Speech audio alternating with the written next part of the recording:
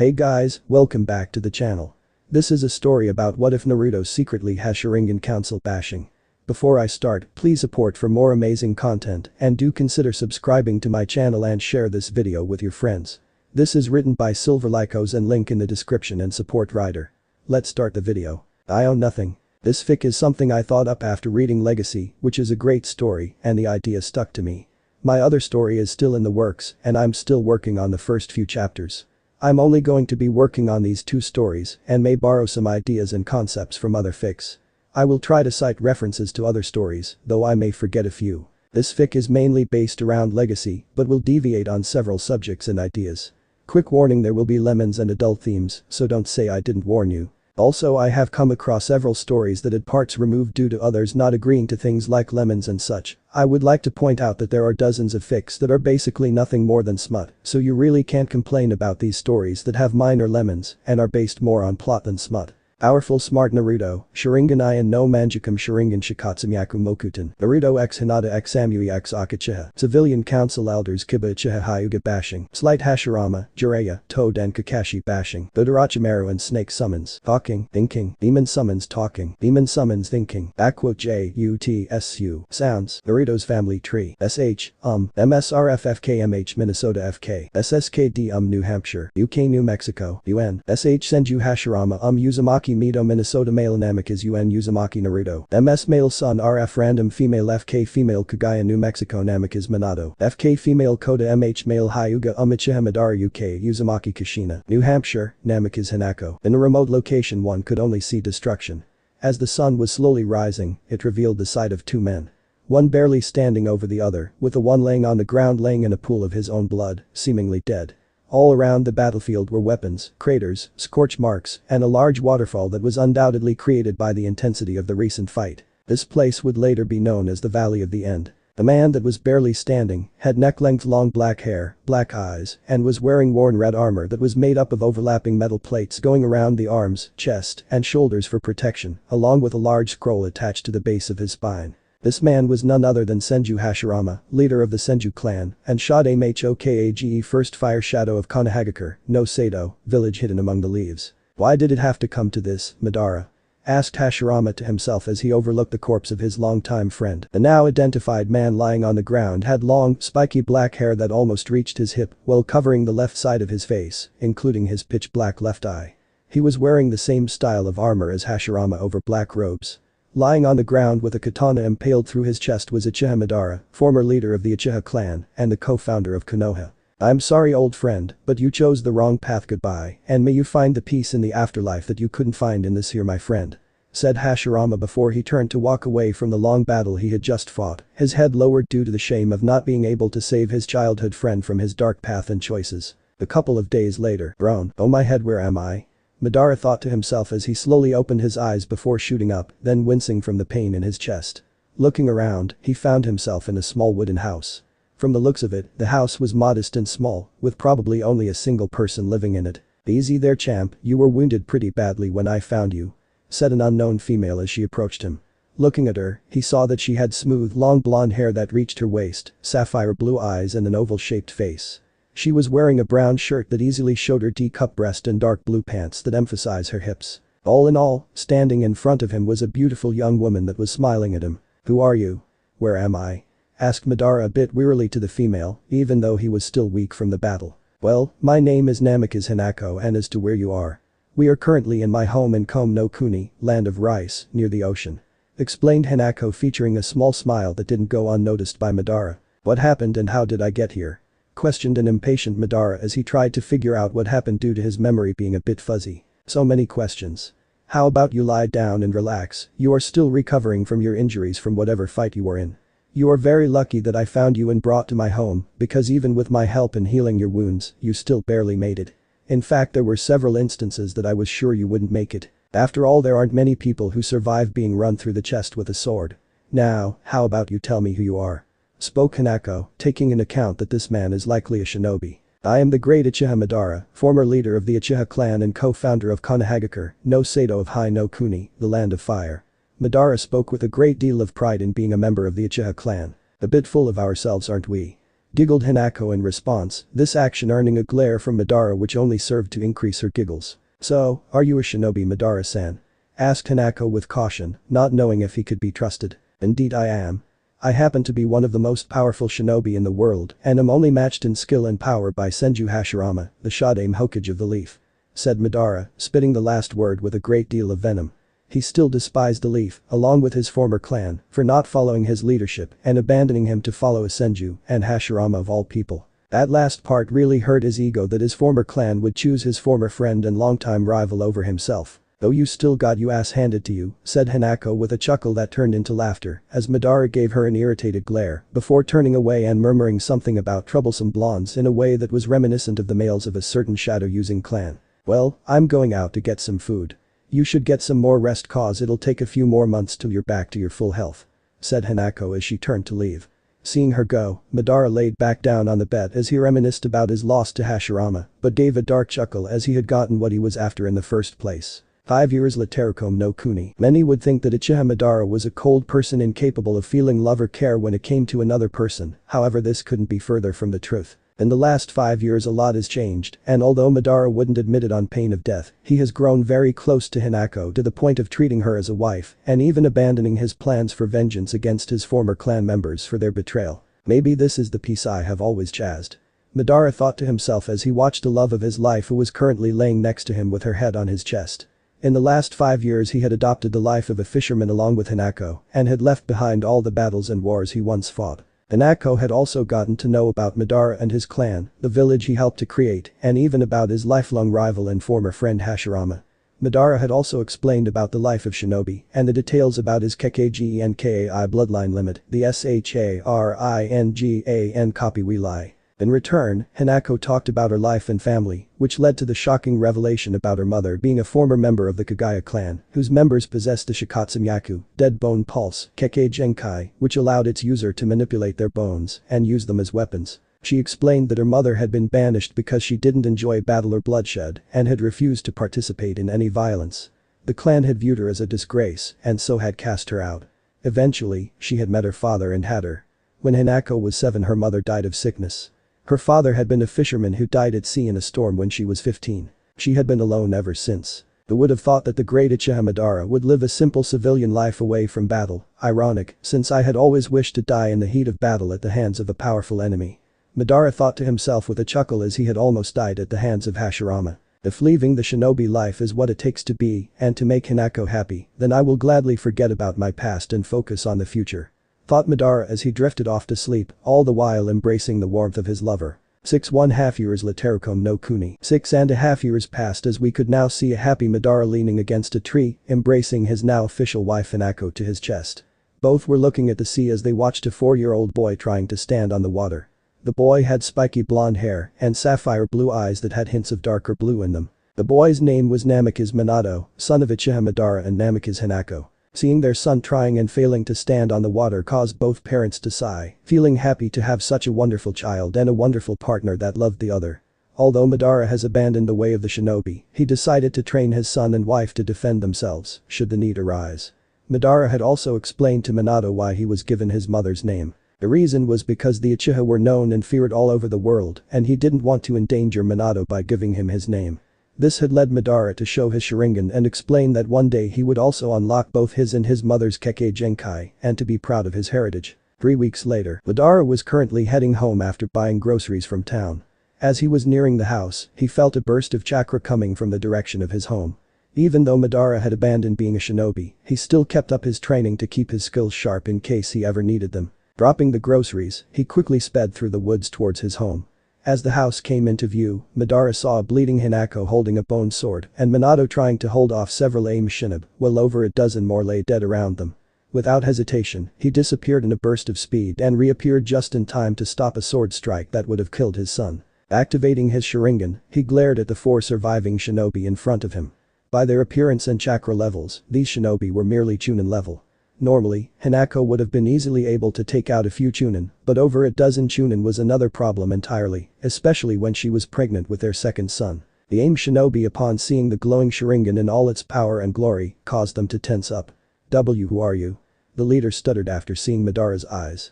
After all, any shinobi worth their hit IAT forehead protector would recognize the signature Kekkei Genkai of the Uchihas and the power it grants them. I am Madara, Uchiha Madara.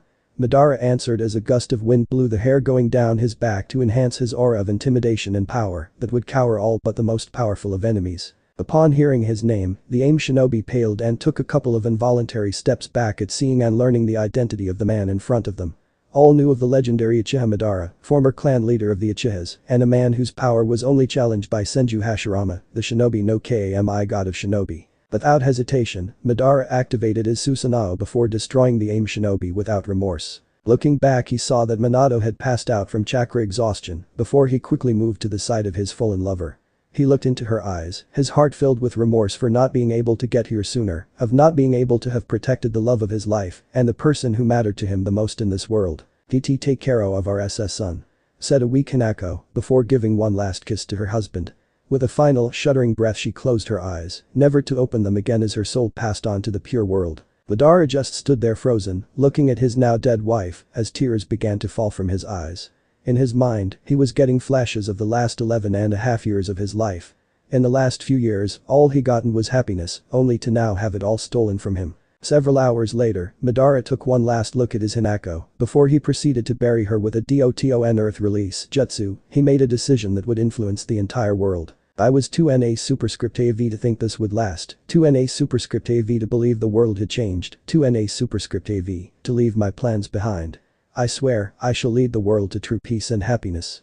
I will honor your memory, my beloved Hinako, and make a world made of love and happiness, and I will make sure that you will stand by my side. Madara thought to himself as he picked up his still unconscious son and jumped into the woods, leaving behind his former home and the fresh grave of his life. 1 month later, Uhi no Kuni. Madara and Minato were standing a few miles outside the main gates of Konoha. Madara looked at his son for what may very well be the last time before speaking. "Minato, my son," Madara said, getting Minato's attention. In the last month, Madara had trained Minato into the ground, bent on getting his son as strong as possible so that he could keep himself safe. During this month of training, Minato had activated his sharingan, which was quite a feat for someone so young. Remember, keep your Uchiha and Kagaya names and bloodlines a secret from the village, but never forget your legacy.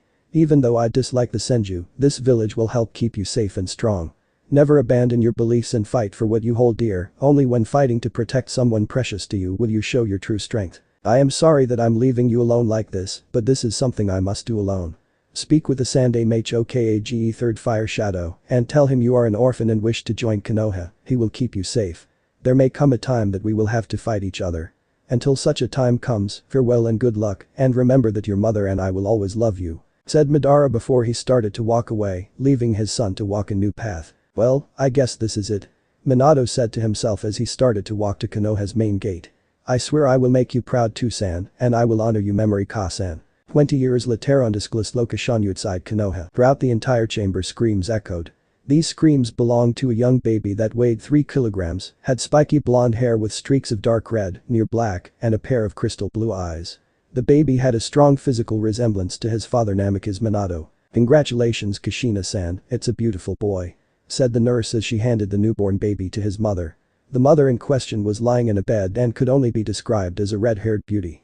With long, smooth crimson hair going all the way to her waist, light purple eyes, and large E-cup breasts that adorned her well-developed body. The woman embraced her son for the first time. "Hello Sachi," said Kushina. Minato turned to his son and said, "Welcome to our family, Naruto." Ch1 of 7 next. Review, jump, share.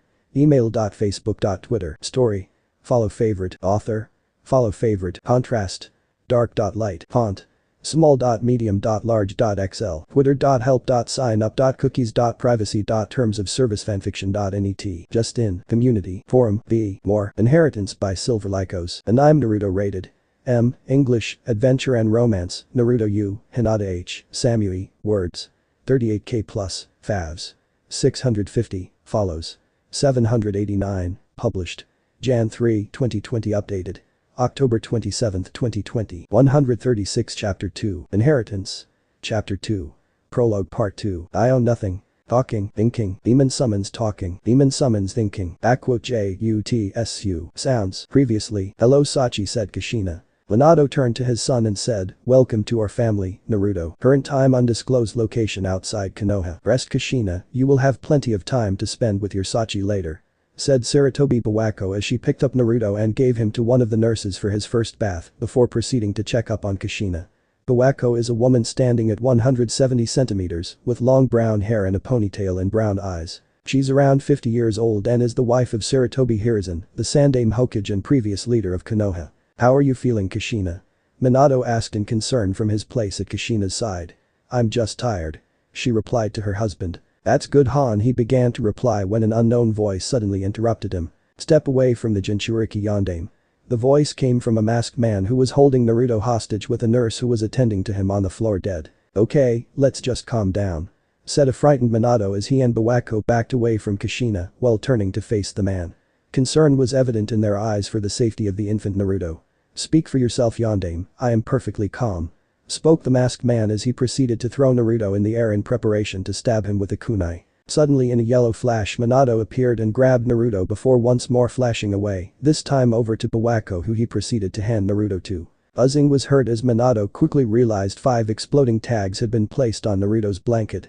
In a burst of speed, Minato ripped off the blanket and threw it away before grabbing Bawako and Naruto and teleports them both to his safe house. Minato's safe house outside Konoha. An explosion ripped through the air in the distance as Minato appeared with Bawako and Naruto at his safe house. "That was no ordinary shinobi," said Minato out loud while wondering who the identity of the masked man was. This caused Bawako to agree. "I don't know who he is, but he managed to not only infiltrate a highly secured and guarded area, but also was able to outmaneuver and separate you from Kushina." Bawako spoke as she checked over Naruto for any injuries. "No ordinary shinobi is capable of such a feat." Teleporting the 3 of them to the Namikaze compound, Minato took his son from her arms and placed him on the bed before speaking. "Don't worry, Naruto, I'll be right back with your Kasan." Giving a quick look to Bawako, he then teleported to Kushina's Hiraishin Flying Thunder God Mark. Meanwhile undisclosed location outside Konoha. The masked man quickly approached Kushina, having warped them away from the explosion site. Placing his hand on her stomach, he proceeded to begin extracting the Kikbi from its seal. It only took a couple of minutes before a figure is seen erupting from Kushina's stomach and materializes in the air. There stood the 9-tailed demon fox, Kikbi no Yoko, in all its magnificent glory, with its 9 tails flowing through the air. With a single glance, the masked man trapped the disoriented Kikbi under his control. The once red slitted eyes of the Kikbi are replaced with a red eye, with 3 black tomo circling a black pupil, the sharingan glowing in all its power. Wait. Stuttered a weak Kushina as she realized what was about to happen. Incredible, the Uzumaki clan's longevity and life force is simply even the extraction of a big-tailed beast is enough to kill you, whereas with any other, it would mean instant death, said the masked man before commanding the Kikbi to kill its former Jinchuriki. It's only fitting that the Kikbi kill its former container. He spoke as the fox raised its hand in preparation to strike. Just as the Kikbi is bringing its hand down, a yellow flash is seen. Standing in a tree not too far away is Minato with Kushina being held bridal style in his arms. He really lives up to his title as Konoha no Kairoi Senkim, Hidden Leaf's yellow flash. The masked man says to himself as he warps away to the edge of the village. Meanwhile Minato flashes Kushina to the Namikaze compound and lays her next to their son, who she proceeds to embrace. "Kushina, Bawako, I'm going to stop the Kikbi. Bawako, look after them," he says before disappearing in a yellow flash. North entrance of Konoha. It was a warm, calm fall night in Konoha. Lights were seen all around the village as people went about their lives, completely unaware of what was about to happen. Akuchiyoshi no, jutsu, summoning technique. The masked man said, slamming his palm on the ground, which released a large burst of smoke that quickly dissipated to reveal the Kikbi, ready to unleash its wrath upon the unsuspecting village. With a sudden roar that echoed throughout the night, the Kikbi began its rampage. But the swing of its tails and the use of its hand-like paws, nothing stood in its way as it caused pure destruction on the village. "Sandaime-sama, the Kikbi has appeared in the northern part of the village," reported an Anbu agent as he bowed to Hiruzen at the Saratobi compound. "Yes, I've noticed. Summon the forces and evacuate the civilians to the bunkers. We must push the Kikbi out of the village and stall until the Yondaime can arrive," the Sandaime ordered the Anbu agent. Meanwhile, Namikaze Minato is seen standing on top of the Hokage monument, ready to go face the Kikbi when he senses a presence appear behind him. Immediately ducking as he spun around with a kunai. He watched as the kunai merely phased through the head of his enemy, as if he was a ghost. Everything suddenly began to become distorted as the masked man began to absorb him into a ripple-like pattern after grabbing onto Minato. Before the strange thing could finish, Minato flashes away to his safe house. Safe house after escaping from the masked man. That technique, Minato thought as he pondered what he had just experienced.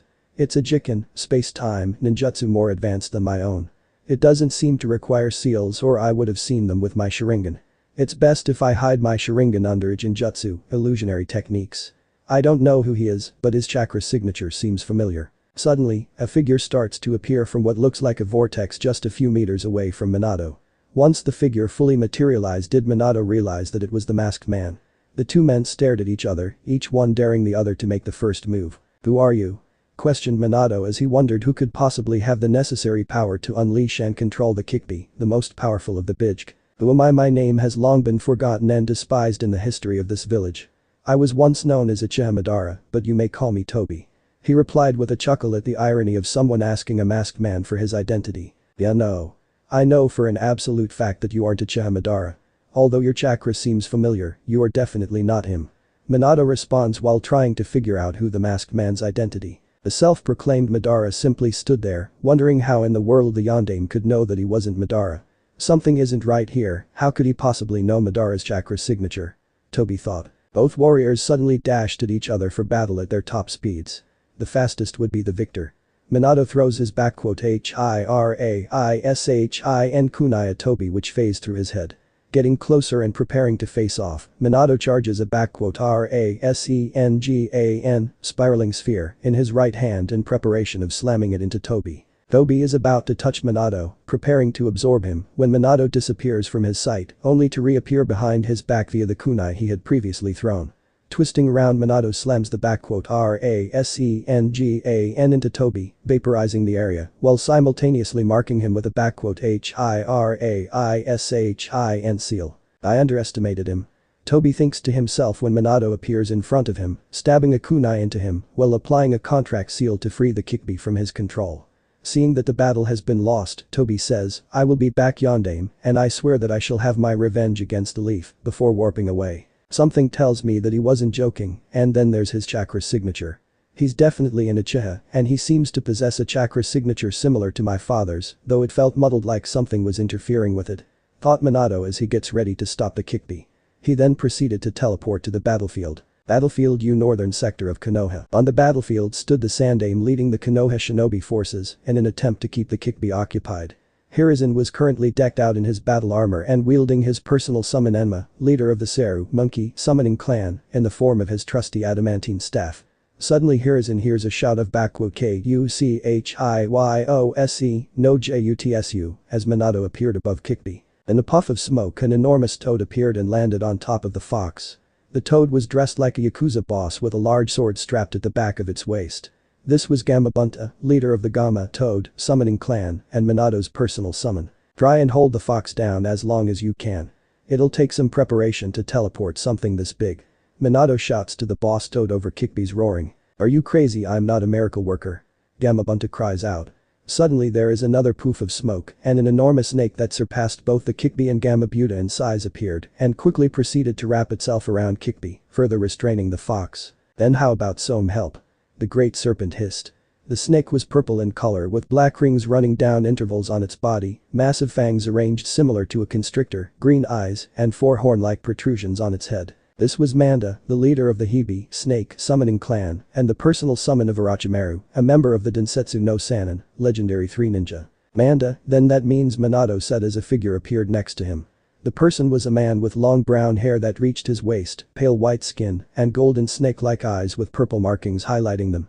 He was dressed in a light brown garb tied with a thick purple rope in a knot behind his back, under which was a black polo and pants. On his ears were blue tomo-shaped earrings, and around his neck was a white crystal inlet with gold on a platinum chain. Finally was a Konoha hit proudly displayed on his forehead. I must say that this is quite upsetting.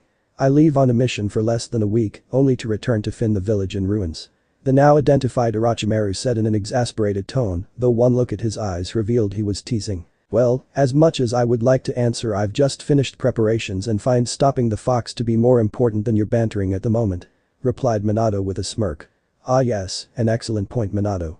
In that case you can proceed, we'll help secure the village to make sure there are no unexpected surprises waiting, said Orochimaru as he jumped off Gamabunta's head and made his way over to the Sandaime. With a smile at the snake Sannin's antics, Minato activated the technique causing both himself and Kikbi to vanish. The clearing near the safe house. Arriving near the safe house with the Kikbi took a great toll on Minato, causing him to pant from the massive amount of chakra it took to teleport the Kikbi so far. Beyond aim, you must hurry and seal me. I can still feel that blasted Uchiha trying to control me into attacking. I refuse to be controlled and used like a puppet. Spoke the Kikbi to Minato's surprise. He wants to be sealed. He thought in surprise as he teleported to the compound where he picked up Kushina, Naruto, and Bawako for the ritual. Kushina, I need your help restraining Kikbi for the ritual, the masked man is still trying to control it. He hurriedly spoke to his wife who proceeded to summon her Konfsa, adamantine sealing chains, to bind the Kikbi with the last of her chakra. Kikbi was forced to the ground, its movements restricted. Minato began performing a long series of hand seals, finishing the chain with a call of *SHIKI, dead demon consuming seal. Beyond aim, get out of the way. Kikbi shouts as it feels one of its hands come free and be driven towards its next vessel in an attempt to kill him.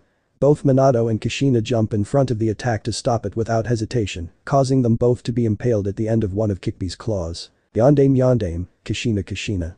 Both Kikbi and Bawako cry out. Bawako immediately rushed to their side and began a futile attempt to heal them. Kushina coughed, we don't have much TT time. Any last words? Minato asked as blood began to come past his lips. Naruto, she starts after giving a weak nod, I want you to grow up to be a good man and a strong shinobi. Be sure to make some friends, you don't need that many, only a few, so long as they are your true friends who will always stick by your side. Also no drinking until you are at least 20 and be sure to stay away from Jiraiya. Finally be sure to find someone who you love and who loves you in return. I'm sorry Minato, I took up all your time. It's okay, you pretty much said everything I wanted to. He replied before turning to face Kikbi. Kikbi, can you do me a favor? I want you to look after my son for us. I know that he will most likely have a hard life and could use someone to watch out for him. He asks. It would be my honor Yondaime. I promise I'll look after your kid and help make sure that he grows up to be an incredible person. The Kikbi responds while wondering just how the hell this night could have gone so wrong. Thank you. Minato says before turning to speak with a crying Bawako. Bawako, please tell Hiruzen that I'm leaving the village in his hands. Also tell all our friends that it was an honor to know such incredible and amazing people and that I'm counting on them to protect the village. Minato said with a sad smile on his face. Damn, Minato thought to himself, I need to make sure Naruto knows of my parents' legacy, but I can't let him go to the Uchihas with the Kikbi sealed in him, and I never told anyone about my heritage. Minato quickly started thinking before an idea hit him. That will work, this way I'll be able to inform him of his heritage and can train him in how to use his gifts from my side of the family. Quickly gathering the last of his chakra into his eyes, causing them to start spinning, he quietly calls out TSUKUYOMI, Moon Reader, while locking eyes with his son. Minato's breathing becomes even more ragged before saying, Naruto, listen to what your mother tells you and remember that we'll always love you in a weak tone before using the last of his strength to finish the sealing. But the soft whisper of HAKK Enofkin SHIKI, a trigram sealing style, Minato and Kushina passed on. Leaving behind a suddenly crying Naruto to be picked up by Bawako, who proceeded to get their bodies ready for transporting back to the village so that they may be given proper burials. Prev CH2 of 7 next. Review, jump, share. Email.facebook.twitter, story. Follow favorite, author. Follow favorite, contrast. Dark.light, font. Small.medium.large.xl, twitter.help.signup.cookies.privacy.terms of service, just in, community, forum, more, inheritance by SilverLykos, and I'm Naruto rated. M, English, adventure and romance, Naruto U, Hinata H, Samui, words. 38k plus, favs. 650, follows. 789, published. Jan 3, 2020 updated. October 27, 2020, 136, Chapter 3, Inheritance. Chapter 3. Awakening Part 1. The Birth of a Legend. I own nothing. Talking, thinking, demon summons talking, demon summons thinking, JUTSU, sounds. Alright, I'm going to answer some things. First off, the girls I'm using are just the main girls. I am open to using other girls, but these are the ones that are locked. Second, I encourage reviews because they help me know I'm doing a good job. However, stuff like Darth T and IBRIS2 is not only unwanted but will be ignored from now on. So if you have anything similar to say then you can shove it. Finally, this story is based off of Legacy, there will be differences in this story and by no means am I trying to compare it to. I'm using the story because when I read it I came up with this idea. And there are plenty of others like me who base their stories off others. Alright, some ideas I got from other stories are the Mindscape training in this chapter from Naruto. Rise of Uchiha Senju Naruto, the idea of using Fuinjutsu to give the Bashimsan powers to another weapon from the Mirage Blade Fox, and the idea to let Naruto recreate the Sandame Raikage's technique from the Yandame's legacy. I own none of these awesome stories, but I do like their ideas. In every shinobi village, there is a reminder of their previous cage and the heroes to honor their memory and the sacrifice they did to protect and defend their homes. In Konoha, there are 2 such reminders. A memorial stone located near Training Ground 3 that has the name of all the shinobi who died in the line of duty, and the Hokage Rock, a large mountain in which the faces of each Hokage that have reigned carved into the rock looking out over the village. The Shadame Hokage Senju Hashirama, the shinobi no kami. The Nidame Hokage, second Fire Shadow, Senju Tabarama, younger brother of Hashirama and Sen, no Tekiniku no SMZM Sha, creator of 1,000 techniques. The Sandame Hokage Sarutobi Hiruzen, the Purifice professor, as well as the longest reigning Hokage in history. Finally was the Yandame Hokage Namikaze Minato, Konoha no Kairoi Senkim, and the hero of Konoha for stopping the Kikbi no Imko. These were the cages of Konoha, both past and present, and are hailed as some of the most powerful shinobi in history. Each one was a legend and were hailed as the strongest Hokage of their time, and all but the Sandame had sacrificed their lives for the village. It has been 5 years since the Kikbi incident, and it is here that our story truly begins with a small boy that, despite having been mistreated his whole life, would rise up to become the greatest legend in history. Konoha U 5 years after Kikbi attack U October 10th. It was a warm night in Konoha, the sun was just starting to go down, bathing the village in a dimming light. The village's lights were turning on, and one could see many people going about their business. Unlike many of the other villages, Konoha didn't seem very militaristic or cold, despite Konoha being the most powerful hidden village. In fact, many people if they saw Konoha would say that it wasn't a shinobi village despite its reputation. The day was October 10th, and the village was covered in decorations, celebrating the defeat of the Kikbi that had attacked 5 years ago. Everyone seemed happy due to it being a time of peace, the wars seemingly long forgotten, but not the hate and pain of the many that had lost their lives. There was one particular child who was very sad and lonely. Uzumaki Naruto was an orphan of the Kikbi attack. He stood about 120 centimeters (311), had long spiky blonde hair with dark red, near black, streaks that reached his shoulder blades, crystal blue eyes that had specks of a darker blue in them, and 3 whisker-like birthmarks on each cheek. He was wearing a white short-sleeved t-shirt with an orange swirl on the back and black pants that reached his ankles. Despite being what appeared to be a normal child, Naruto was hated and despised by most of the villagers because he was a painful reminder of the Kikbi attack. He had been expelled from the orphanage at the age of 3 and had lived on the streets for about a month until the Hokage's Anbu had found him and took him to the Sandame. The Sandame had eventually become a grandparent figure to him along with his wife.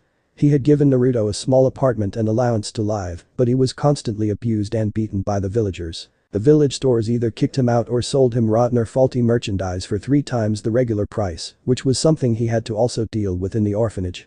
His apartment was consistently broken into and vandalized, with the walls being covered in death threats and insults.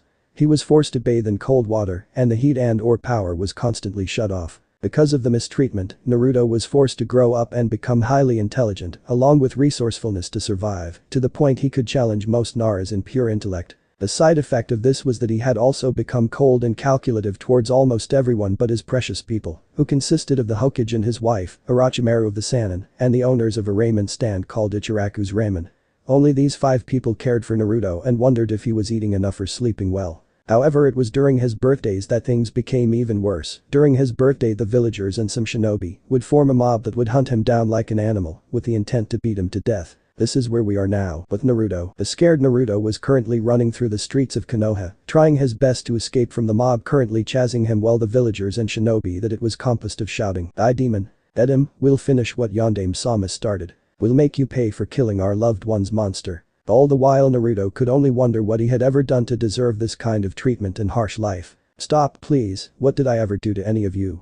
Naruto yelled in question, running as fast as his small legs could take him, though they were starting so give out from all the stress. "Oh please, you know very well what you did, demon. You killed both my brother and father," shouted one of the villagers as the others supported him with similar comments. Naruto kept running until he looked behind him to see his pursuers and noticed that a couple of them appeared to be Chunin. Even though Naruto was a stamina freak, no 5-year-old could compete with a Chunin in terms of speed. One of the Chunin quickly closed the distance between himself and Naruto, and once he was close enough he pulled out a kunai before proceeding to perform a horizontal slash. Naruto, seeing that the kunai would most likely gravely injure, if not kill, him, dived out of the way. As he was diving, he noticed that everything appeared to be slowing down. After recovering from his dodge, he unknowingly channeled chakra to his legs, allowing his to jump over a fence to escape. The other shinobi seeing this were actually surprised but decided they couldn't let the demon get away, so they all quickly drew out some kunai before throwing them at him while calling out "Kunai cage bushin no jutsu, kunai shadow clone technique," causing the already dozen kunai to multiply into about 30, all of which were heading at Naruto at high speed. Knowing that he couldn't dodge them all while in midair, Naruto started to observe and calculate the best way to dodge and/or deflect them. It was then that it happened. Naruto's vision suddenly became much clearer, while the kunai seemed to almost stop, allowing him to see where they would land just by looking. Following his instincts, Naruto channeled chakra to his hand, which caused a kunai made of what seemed to be bone to grow from his palm. Raising the bone kunai, he began deflecting almost every kunai with the exception of one that managed to slip past his guard and lodge itself into his shoulder. Giving out a cry of pain but managing to land on the other side of the fence to safety, Naruto quickly began to run for several minutes before he managed to find a safe location where he promptly crashed. As his breathing began to slow, he raised his hand to the kunai lodged in his shoulder before pulling it out with gritted teeth. After the kunai was removed, he noticed his wound was already rapidly closing, the bleeding slowing to a stop as it sealed shut. "I wonder why I am the only person to heal this fast," he asked himself before beginning to walk through the back alleys of the village, being sure to stick to the shadows so as to avoid any more mobs. As he was walking, he noticed that he was still holding the bone kunai and that his vision was different. His vision was black and white and he could see what appeared to be blue flames inside of people and that surrounded their bodies, along with a faint outline of these strange lines running throughout their insides. He pushed his eyes to try and see better before suddenly passing out in the alleyway he was in, the stress and exhaustion of being chased and receiving a kunai to the shoulder being too much for him. Naruto's mindscape. Naruto awoke to find himself in what seemed to be a sewer. There were pipes running along every wall and the floor was filled with water reaching the height of about 20 centimeters. 8. He wandered through the endless maze of corridors while wondering where he was. Suddenly he heard what sounded like a soft male voice calling out to him. "Follow my voice," it said. Naruto didn't know whoever or whatever was calling to him, but he found himself drawn to the direction of the speaker. After walking for a couple of minutes, Naruto found himself staring at a gate compassed of massive vertical bars. In the middle of the gate was a white paper tag with the kanji for seal. He looked inside of the cage, but it seemed to be empty. "Hello there, Naruto." The voice suddenly spoke right beside him, causing Naruto to jump back in surprise before noticing a man leaning outside the cage on the sewer wall. Naruto carefully observed the man, seeing that he was about 190 centimeters, 6'2" in height, had spiky blonde hair with two bangs framing his face, and sapphire blue eyes. He was wearing a full-body blue suit with a standard Konohajimnin flak jacket. Over this was a white cape with red flames on the bottom and the kanji for Yondaime Hokage on the back. "Why Yondaime me Hokage-sama?"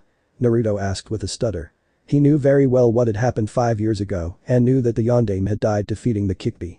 He was a hero, and not just any hero but Naruto's personal one. "My name is Namikaze Minato, and I was the Yondaime Hokage," he said while looking at the small child in front of him and wondered how he could have appeared before him so soon. Naruto seemed at most 5 years old, so what could have caused the specifications needed for them to meet to have happened? "How? You're supposed to be dead." "Am I dead too?" Naruto asked. No, you aren't dead, Naruto. "Unfortunately, I on the other hand am most certainly dead," Minato replied calmly. "But if you are dead," Naruto began, "then where am I and how do you know my name?" he questioned while wondering what in the 9 levels of hell was going on. "Okay Naruto, I am going to explain everything to you, so listen closely." "Alright?" he asked, to which Naruto nodded in reply. "Currently, we are in your mind, specifically your mindscape. The mindscape is basically a representation of your mind in a physical form, understand?" Naruto nodded. "Now, as to how I know your name, it is quite simple. I know your name because I'm your father, Naruto." Naruto froze when he heard that. "No, it can't be. Jiji said he didn't know who my parents were, so how could he have not known that the Yondaime was my father?" Naruto thought to himself in shock. Why you're my FF8-er?" "How?" he asked. "Well, as to how, you'll find out when you're older," Minato said with a chuckle. "But it's the truth, I am your father, and I can only say how sorry I am that I wasn't there for you growing up, but I had to stop the Kyuubi from destroying the village," he said with sorrow in his voice at not being there for his son. "You've probably wondered as to why the village treats you as a monster, right?" To which Naruto slowly nodded. "Well, there isn't any easy way to say this, but 5 years ago when you were born and the Kyuubi attacked the village, the Sandaime says that I killed the Kyuubi, but that simply isn't possible. You see, the Kyuubi is a massive chakra without a physical body, so it can't die. The only way to stop the Kyuubi is to seal it away."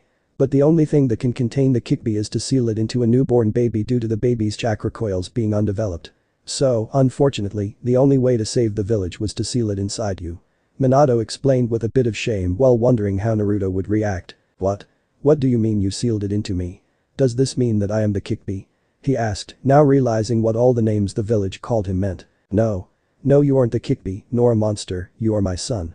What I meant by sealed is that the Kikbi is trapped inside your gut, behind these bars. Kikbi, you can come forward. Minato explained by speaking towards the bars. Suddenly, from behind the bars of the seemingly empty cage, Naruto saw two glowing red eyes with vertical black slits for pupils appeared. As the eyes approached the bars, Naruto noticed the massive form of a fox with 9 tails swinging wildly behind it. There, standing behind the gate was the most powerful being in the world, the most powerful of the 9 Bijk, the Kikbi no Imko, the 9-tailed demon fox. Naruto, seeing the massive entity, jumped back, scared to see the monster that had attacked the village and was responsible for so many deaths. There's no need to fear me, kid. Kikbi said as he watched the poor kid. He knew all too well what the villagers had done to him. And they called him a monster. Naruto. Minato said, getting Naruto's attention. This is Kikbi and he's not the demon everyone thinks he is. The attack 5 years ago wasn't his fault. Minato began before explaining what happened on that fateful night, from the moment Naruto was born, to the masked man unleashing Kikbi and controlling it into attacking the village, and finally when Minato had sealed the Kikbi inside Naruto. Naruto was still frozen, absorbing what had happened and everything that his Tusan, father, was saying. Naruto didn't know what to do or say, this was simply too much. Naruto. Minato continued. I'm so sorry that I had to seal the Kikbi into you. You've had a harsh life until now, but I trust that with this things will be slightly better. Minato said before touching Naruto's stomach, effectively transferring the seal key to him and opening the cage. What are you doing? Naruto asked worriedly that his father had opened the cage and let Kikbi out. Naruto, I told you that Kikbi wasn't at fault that night. The Kikbi will help you grow up, be at your side to help you in battle, and give you advice. The only thing I ask is that when you are close to death you release the Kikbi. He doesn't deserve to be locked up and used as a weapon. Said Minato. Will you really be my friend? Naruto asked, still a bit fearful of the fox, but with a bit of hope in his voice. Of course, I will take care of you and help make you strong, so that you can protect your home and friends. The Kikbi replied. What happened next surprised both Minato and Kikbi. Naruto suddenly left his Tusan side and jumped onto Kikbi's paw. So soft and warm. He said, getting chuckles from both Kikbi and Minato. Now Naruto, there is more that I need to tell you. I don't know if you have realized it, but doesn't your vision seem different? Minato asked. Yeah, it's actually all black and white, and I've noticed that people seem to have this blue flame inside them, and they're surrounded by a blue aura. I can also faintly make out these strange blue lines that are running throughout their bodies. For instance, I can see the blue flames and lines in you Tusan, while the Kikbi is a solid red. Naruto replied. Good. Now Naruto, do you know who Uchiha Madara is? And what do you know of the Kagaya clan of Kurigakure, village hidden in the mist? Minato asked, getting a growl of disgust from the Kikbi, showing that it had no love for the former Uchiha clan leader. Yup, I know that he was one of Konoha's founders and a former leader of the Uchiha clan, which is said to be one of the strongest clans in the world. As for the Kagaya, I haven't heard anything about them, except they are supposed to be one of the strongest clans in Kiri, Mist. Naruto said, surprising Minato at what he knew about Madara and the Kagaya. Even though Naruto was 5 years old, he is very smart and liked to read. Unfortunately, he wasn't able to go to the library since every time he tried he was expelled by the librarian. You're correct about Madara, though I am surprised at the information you know about the Kagaya. Anyway, what you, or anybody, doesn't know is that Madara is my father, and my mother was a descendant of the Kagayas. I never said anything to anyone because I had decided to keep the knowledge a secret. He said. Naruto's eyes widened at the knowledge that the Uchiha Madara was his Oji-san, grandfather, and that his Obi-san, grandmother, was a Kagaya. I'm the son of the Yondaime, grandson of the great Uchiha Madara, and am descended the Kagayas. Giggle, there's no way I'm not becoming Hokage. Naruto thought. Ha. With you being my Tausen, Madara being my Oji-san, and my Oba-san being from the Kagaya, there's no way I'm not becoming Hokage, Databane. Naruto yelled while pumping his fist in the air and causing Minato to smile. I have no doubt you will, Naruto. Minato said before ruffling Naruto's hair. Now, you know that the Uchiha clan have a Kekkei Genkai, more specifically a Dojutsu, eye technique, right? Naruto nodded in answer. This Kekkei Genkai is called the Sharingan, which you have managed to unlock the first level of. Just look at the floor and you'll see it. Naruto proceeded to look down and observe his reflection. His eyes had turned from their normal crystal blue into blood red with a single black tomo in each eye. The Sharingan will continue to evolve until it's fully matured. This will be marked through the different levels. The most basic levels will be marked completed when your eyes gain 3 tomo each. After this is the 4th level, known as the Mangekyo Sharingan, Kaleidoscope Copy Wheel Eye, which will be marked by the tomo in your eyes, fusing into a unique image. The final level, the Ion no Mangekyo Sharingan, Eternal Kaleidoscope Copy Wheel Eye, is marked by the appearance of a second image overlapping the original. Naruto was practically vibrating with excitement at the thought of increasing his Sharingan's power. His attention was once again brought to his Tusan when he cleared his throat. Now Naruto, let me tell you about what you inherited from your Abe-san. You see, the Kagaya also possesses a Kekkei Genkai known as the Shikatsu-myaku, which allows its user to control their osteoblast, responsible for producing bones, their osteoclasts, cells responsible for breaking down bones, and the ability to regulate their bones' calcium density. This allows the user to use their bones as weapons by growing new bones and making them in the shape of various tools and weapons, explained Minato. Shikatsu-myaku users are exceptionally dangerous in Taijutsu due to their ability to sprout their bones from virtually any part of their body and the ability to form internal armor. He said to Naruto, whose eyes sparkled at the thought of using both the Shikatsu-myaku and Sharingan together in combat. I am awesome, Databane. Naruto yelled in excitement. Yes, you are Naruto. Minato chuckled. Now for the next week in here, I will be training you to advance and control your Kekkei Genkai. I'll also be telling you important information regarding our family history, various techniques you can use, and a couple other things, okay? Naruto nodded his head rapidly at the mention of training. Good, then let's begin. Said Minato with a smirk. Time skip you outside world you several hours later. Naruto opened his eyes after training in his mindscape for a week with his Tusan, though only a few hours had passed in the real world. Getting up, Naruto absorbed the bone kunai back into himself and deactivated his Sharingan. Well, Kikbi, it looks like it's you and me now. Naruto thought to his friend. Indeed, Kit. Though now you should go and tell the Hokage what happened, but be sure to keep him in the dark about the important parts for now. Kikbi responded, getting a nod from Naruto in reply as he began making his way to the Hokage Tower. 15 minutes later, Hokage Tower. Naruto made his way into the Hokage's office after arguing with the secretary and threatening her to tell the Hokage that she had called him a demon. Apparently, the reason Naruto never found out about the Kikbi is that the Hokage made a S-rank law that prohibited anyone from telling him or the younger generation that he contained the Kikbi in him, and anyone who broke the law was subjected to immediate execution. GG. Naruto said, earning a smile from the old Hokage, who was happy to see Naruto and get a break from the greatest enemy to all Kage, paperwork. Naruto-kun, how are you? Do you need anything or are just here to see this old man? Sandame asked. Even though the Hokage wasn't actually related to Naruto, he has quite close to him in the last couple of years, to the point he treated him like a grandson, something that his wife Bawako agreed wholeheartedly. I wanted to ask you if you could tell me who my parents are. Naruto asked, messing with the Hokage a bit before he would tell him what happened. I wonder how he will react, Snickers. He thought. I've already told you, Naruto, I'm sorry but I don't know who your parents are, all I know is that they are heroes that died fighting the Kikbi. The Hokage replied. He couldn't tell Naruto who his parents were, he was too young. Alright Jiji, before I say what I came here for, can you tell your Anbu to leave? I only want you to know about this. Said Naruto, getting a surprised look from the Hokage. How do you know that there are Anbu in the room? He asked, which Naruto replied he could sense them above the ceiling. Very well. The Hokage said, and with a flick of his hand, he signaled his 4 Anbu bodyguards to leave his room. Now Naruto, what do you want to tell me? He asked. Gigi, are you sure you sent all of them away, because I can still sense another person right there. Naruto said, pointing to the back of a bookcase. Immediately after saying that, the 4 Anbu quickly returned and dashed towards the intruder, quickly immobilizing them. The intruder had normal Anbu gear, black pants, and a steel chest plate on their chest for protection, but his mask was completely white with the kanji for na, root damn that dansm, sticking his nose where he shouldn't. Thought Hiruzen. Naruto, you are indeed a skilled sensor. You managed to capture an intruder that I and the Anbu were unaware of. Hiruzen complimented. Ha, I knew I was awesome. Naruto replied, getting a chuckle from the old Hokage. After the room was empty, Naruto approached the pictures of the previous Hokages and stopped in front of the Yondaime. Turning to the Sandaime, he asked. Anything you want to tell me? The Hokage paled when Naruto asked him that. How did you find out? The Sandaime asked, wondering how Naruto found out who his father was. After all, very few people knew that Minato was his father. When I think about it, I could almost be his twin. Just take away the streaks in my hair, remove the whisker marks, and give me darker eyes, and I'm basically his clone. It makes you wonder how nobody else has noticed. Naruto said before proceeding to explain what had happened, leaving out his Kekkei Genkai, being Madara's grandson and descended from the Kagaya, and that the Kikbi would be helping him. Minato really was a genius, to think even in death he is capable of giving me a headache. Thought the Hokage. Now that you know, what are you going to do? You know that you can't tell anyone. The Hokage asked. I'm going to train to become strong like my father was, and then I'm going to take that hat from you. Naruto answered, getting a chuckle from the old Hokage who replied.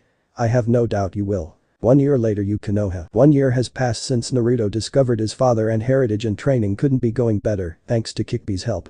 Now 6 years old, Naruto has been able to escape the villagers, with the only exceptions being when trained shinobi are among them. Even at those times, even if he is caught, he's able to fool them and escape. Kikbi had Naruto primarily train in chakra control, since a benefit of having a bijk sealed inside of a human is that it gave that person ungodly amounts of chakra and almost unending stamina. However, when you mix the Kikbi with what may be called the Uzumaki Kekkei Genkai, you get trouble. It wasn't exactly a real Kekkei Genkai, but many people called it the Tailless Beast Curse. Members of the Uzumaki clan had unmatched amounts of exceptionally dense chakra, with a regular chunin having chakra equaling that of a cage. Due to this, Naruto at 6 years old had enough chakra to match most chunin. The downside of having so much chakra was that chakra control was extremely difficult. In the beginning, Naruto kept overloading any jutsu he tried with chakra, causing it to either fail or blow up in his face. The first jutsu that he learned was the "Henge no Jutsu" transformation technique that allowed the user to change their appearance. Flashback 1 year ago. Hey Gigi, can you teach me the "Henge", Naruto asked. Why do you want to learn it? Can't you wait for the academy to start? The Hokage asked, to which Naruto replied, well, ever since I found out who my father was, I have been wanting to train and grow stronger, but to do so I need to enter the library, and unfortunately they won't let me because they think I'm the Kikbi. His answer caused a Sandaime to lower his head in shame that he was unable to convince the villagers that Naruto wasn't a demon, nor was he able to protect him. I'm sorry Naruto, I've tried my best to protect you. No worries, just teach me the "Henge". It will help me get into the library and not get thrown out of or overcharged at stores. Said Naruto. Very well, it's very simple. The hand seals are Inu, dog in a shishi, boar, ram, then you release chakra to cover your body and think of the image you want. The Hokage explained. Naruto tried to perform the technique and transform into the Sandaime, but the result looked like something from a cheap horror film. Go train now, I have work to do. The Hokage said. Okay, thank you, I'll catch you later. He replied. Then flashback, but the "Henge" at his side, his life got significantly better. Although he hated to pretend to be somebody else, he managed to enter the library and get good food for normal prices. What surprised him was that the villagers were friendly and good people, the hate for the Kikbi simply having clouded their judgment. This caused Naruto to promise to himself that one day he would get their acknowledgement, and if that wasn't possible, then they would at least respect his power. He didn't want people to fear him, but it would be better than being discarded as trash. Even though he wouldn't be able to access the shinobi section of the library since he was a civilian, he still tried to gain access by "Henge"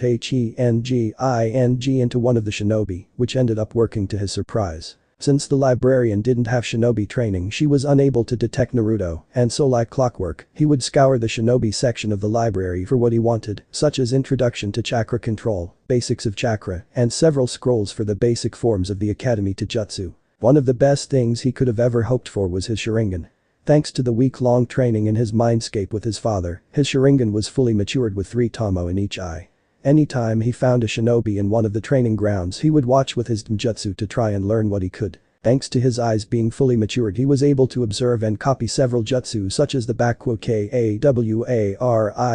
no Jutsu" substitution technique. One night, Naruto decided to sneak through the village into the Namikaze compound. Biting his finger to draw blood, he pressed the bloody digit against the main gates to unlock it. There was a small poof of smoke before Naruto opened the gate and entered the compound. The compound was small, much smaller than the Hikage or the Uchihas. At first he considered moving into the compound, but knowing he couldn't let anyone see him, he discarded the idea in favor of waiting until he could reveal who he was. Looking around the compound, he found it had 5 bedrooms, 3 bathrooms, 3 living rooms, and a couple of storage rooms.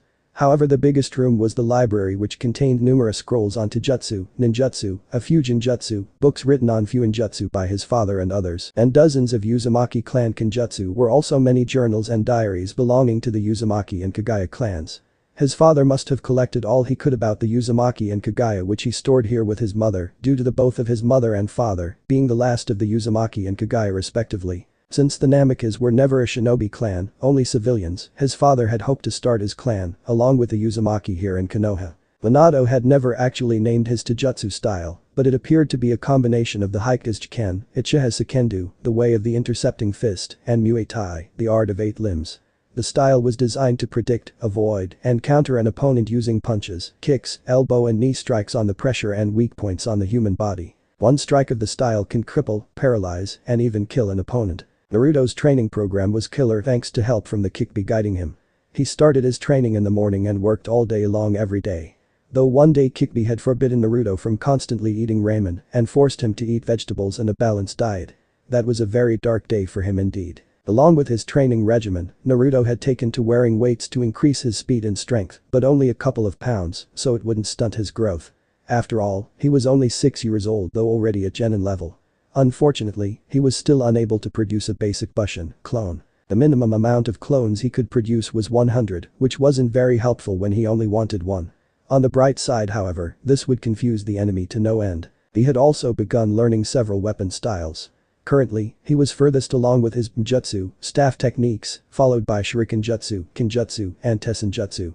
Currently, Naruto was on level 2 of 5 in jutsu thanks to having asked the Sandaime for some scrolls due to him being a master when it comes to the use of the BM. It also helped when he blackmailed him with the threat of telling his wife where he stashed his Icha books. For his kinjutsu, Naruto had gone to Orochimaru since he was skilled with a sword. This had caused an unforeseen event. Flashback Training Ground 44. Naruto was heading towards Training Ground 44, also known as the Forest of Death, in search of the Snake Sannin Orochimaru, in hopes of getting some help with his kinjutsu. He had heard that Orochimaru had been frequently staying in the forest to train his apprentice Mitarashi Anko. Naruto soon arrived at the gate to the forest and began looking around for any sign of the Sannin and his apprentice. Taking in his surroundings, Naruto's instincts kicked in, causing him to roll out of the way of a kunai. Jumping to his feet he tensed at the feel of cool metal on his cheek and the appearance of a female body pressing itself against his back. Now what's this? A little gaki all on his lonesome at the entrance to one of Konoha's most premier and dangerous training grounds.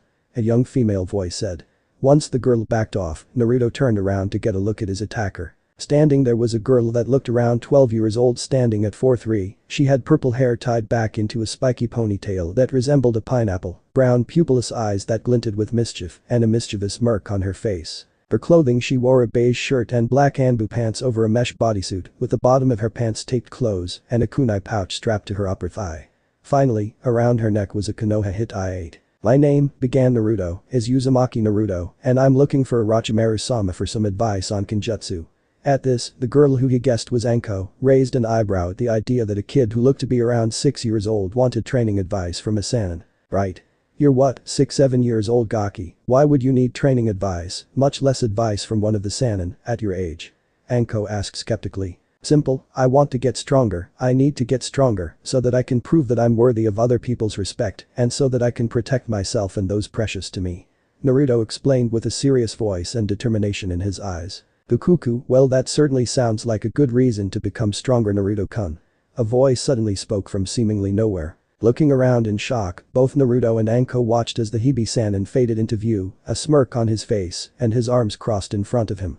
Orochimaru was currently wearing a black polo and Anbu-style pants with a kimono-style jacket and grey ninja sandals. At his waist was a double-edged jan with a bandage-wrapped hilt, a guard with a snakeskin pattern, and where the blade met the guard was a purple magatama marking. The blade was in a black sheath that was connected by a purple rope belt. Orochimaru-sensei. Anko exclaimed. How long have you been there? She said in disbelief that she hadn't sensed her sensei so close. My dear Anko-chan, you still have a long way to go before you'll be able to sense me. And to answer your question I have been here from the beginning of your little encounter. Orochimaru replied and gave Anko a look that promised they'd be talking about her little stunt later. This caused Anko to blush in embarrassment before giving a pout at the thought of the lecture she'd no doubt be receiving about attacking 6-year-olds. Now then Naruto-kun, what exactly did you want to know? He asked the red-headed blonde. After all, it wasn't every day that the 6-year-old son of your two close, dead friends came looking for advice on how to wield a sword. Well, he began, I'm hoping you can give me some tips on how to start my training and what kind of sword you think would fit me. He finished. As Orochimaru began to hum in thought, Naruto found his eyes being subconsciously drawn to the jan at the Sannin's waist. The 6-year-old didn't know what it was, but something about the blade that seemed to call to him. Orochimaru, noticing Naruto's attention being drawn to his sword, raised an eyebrow in curiosity. Drawing his sword from his waist, he proceeded to raise it out to Naruto until it was a little over a foot away. The entire time, Naruto's eyes never left the sword as he seemed to enter some kind of trance. Now really curious about the red-headed blonde's behavior, Orochimaru beckoned for Naruto to take hold of the hilt. Reaching his hand out, Naruto slowly took hold of the hilt. The moment his hand fully closed around the handle, both Orochimaru and Anko's eyes widened in surprise as the Jan rippled and morphed into a white snake that proceeded to wrap itself around his arm and sink into his skin, leaving behind an intricate tattoo in the form of an eight-headed, eight-tailed serpent. Orochimaru and his apprentice stared at the tattoo in fascination before several puffs of smoke drew their attention. As the smoke dissipated, 3 entities were revealed. There before them were the Hebe summoned boss Manda, the Rick summoned boss Morikaz, and the Sanshmuo, Salamander, summoned boss Natohin. Morikaz was a western dragon with gold scales, along with golden eyes with slit pupils, basically Smaug from The Hobbit when he was covered in gold. Natohin was a massive dark purple near black colored salamander that was as large as Gamabunta, think the salamander that Hansm stood on when he faced the Sannin. So, it has finally happened. Manda hissed, with the other 2 boss summons nodding in agreement. Looking confused, Orochimaru decided to ask the 3 boss summons what was going on. "Pardon me, but would one of you mind explaining what exactly is going on here?" asked Orochimaru as he looked between the 3 bosses. It was Morikaz that answered. "To put it simply, Hebe Summoner, we are here due to the completion of a prophecy given by the original boss of our 3 clans, the Yamada no Orochi.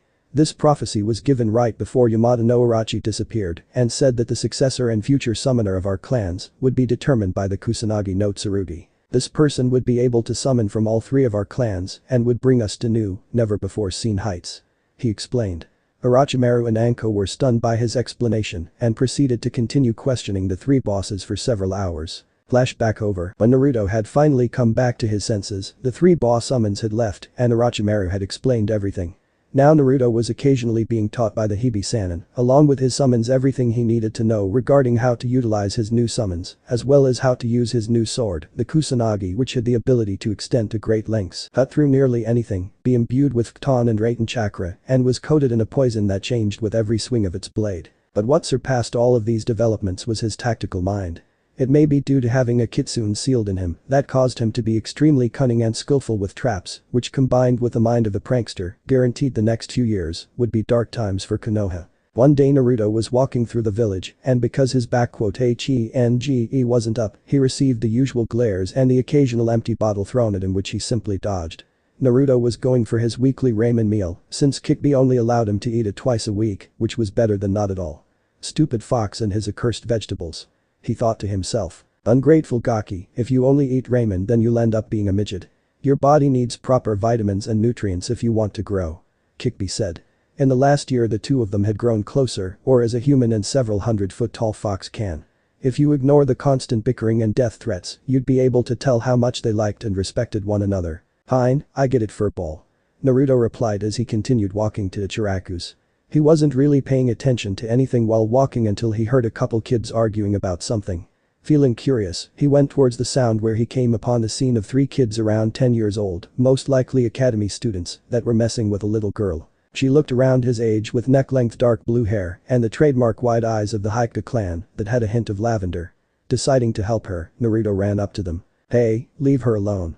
Naruto yelled in an attempt to get the bullies away from the girl. "Oh, if it isn't a kid playing hero. Get lost before we hurt you too." What he assumed the leader said. This caused Naruto to jump in front of the girl to shield her as he pulled out his BM and adopted a defensive stance to show he meant business. The stance consisted of his left leg slightly ahead of his right, knees bent, and both hands grasping the BM in a downward-facing position. Seeing his stance caused the other 2 bullies to hesitate. "He's just trying to scare us," the leader said, getting the other 2 to regain their courage. "Let's teach him a lesson." He finished as the 3 rushed Naruto. One of the boys sent his right arm forward in an attempt to punch Naruto, who responded by using his BM to divert the boy's fist out of the way and then flipped his staff, striking the boy's chin in an uppercut. Another boy tried to hit Naruto from behind, to which he ducked out of the way before striking his leg, causing him to stumble forward into Naruto's knee strike, which made the bully fall to the ground in pain. Naruto turned to the last boy and the lead bully who froze in his tracks after seeing his friends being effortlessly defeated. Making up his mind, the bully picked up his 2 friends and ran away before he also got hurt. Seeing this, Naruto turned to the girl and asked, "Are you okay? You aren't hurt, are you?" "And no, I am fine. Then NKYU for helping me." The girl stuttered. Naruto wasn't sure if she was afraid of him at first, but after a moment guessed that she was just shy. "No problem, I'm Uzumaki Naruto, what's your name?" he asked after introducing himself. Hyuga Hinata, she replied while looking at her savior. Even though she was still young, she couldn't help but blush and look down. Naruto may have only been 6 years old, but he was quite a good-looking boy. "Come on, let me help you get up," he said, grabbing her hand and gently pulling her to her feet, while noticing that she didn't have the Hikage no Juinjutsu, Hikage main family's cursed seal technique, also more commonly known as the Keigo no Tori Juin, caged bird curse seal. Remembering about hearing that the Hikage heiress was his age, he realized that Hinata must be the heiress, which meant that she was basically Konoha's little princess. "Hey, I'm going to the Chiraku's to get some lunch. Want to come?" he asked, to which Hinata slowly nodded. Walking together, Hinata saw how the villagers were glaring at Naruto and wondered why. Their walk was otherwise calm, except for the glares, and quiet due to Hinata being too shy to talk with her savior. Soon enough, they arrived at the ramen stand where Naruto ordered 2 bowls of chicken ramen for the both of them. "Oh, so is this your girlfriend then, Naruto?" a young girl behind the counter asked in a teasing tone of voice. Her name was Ichiraku Am, a 12-year-old girl with brown hair and eyes along with a pretty face. She was wearing simple clothes over which was a white apron. "And no, nothing like that. We only met a couple of minutes ago," he replied with a blush. Though even if they had just met, he could see that she was actually very pretty and would without a doubt grow up to be a very beautiful woman. Hinata didn't say anything as she blushed brightly before turning away so no one could see her face.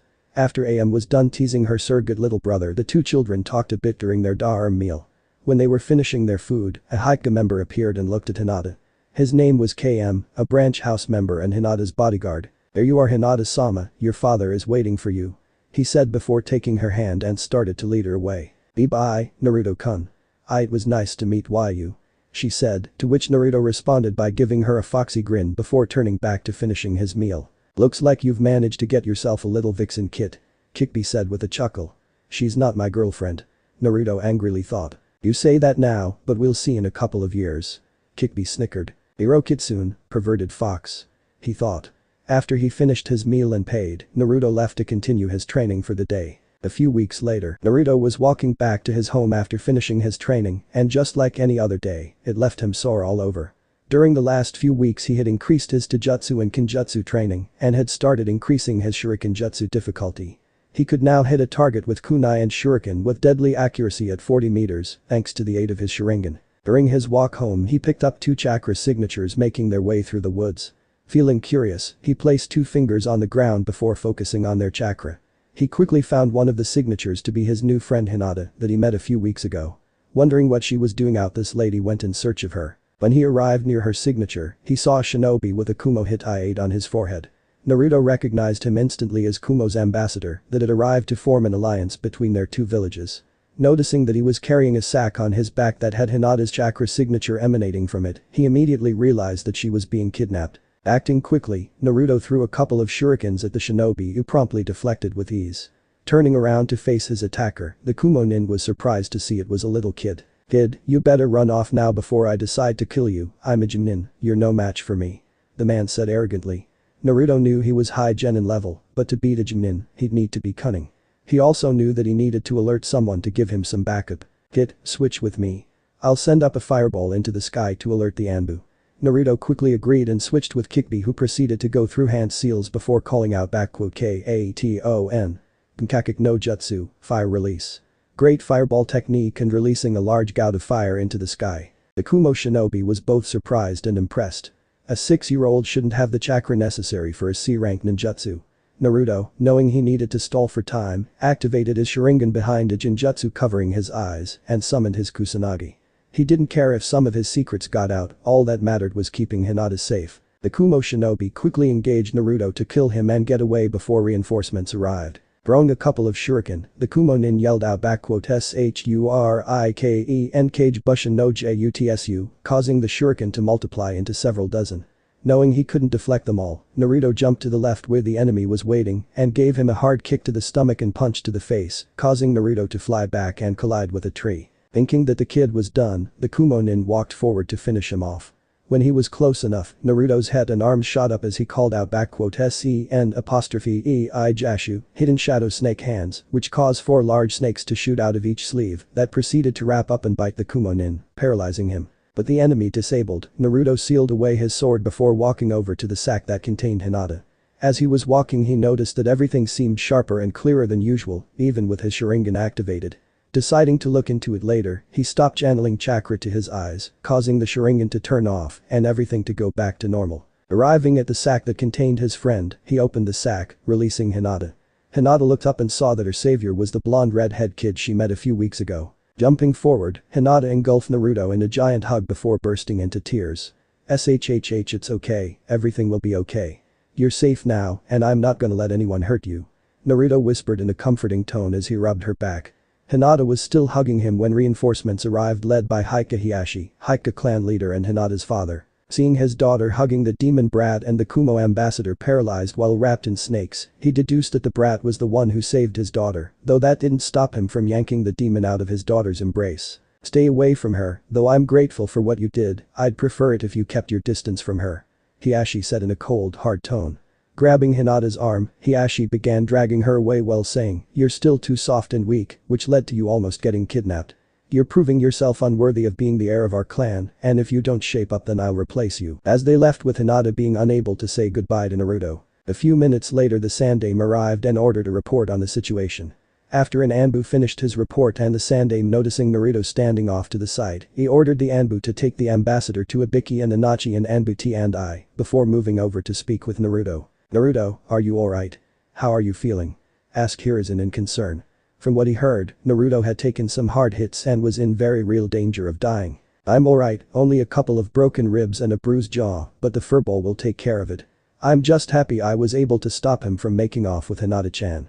Though I'll probably increase my training regimen so I don't have to rely on luck next time," Naruto replied with a weak smile that the old Hokage caught. "I understand and don't worry. Now, tomorrow come and see me and I'll give you the payment for a rank mission for this," the Sandaime said as he ruffled Naruto's hair.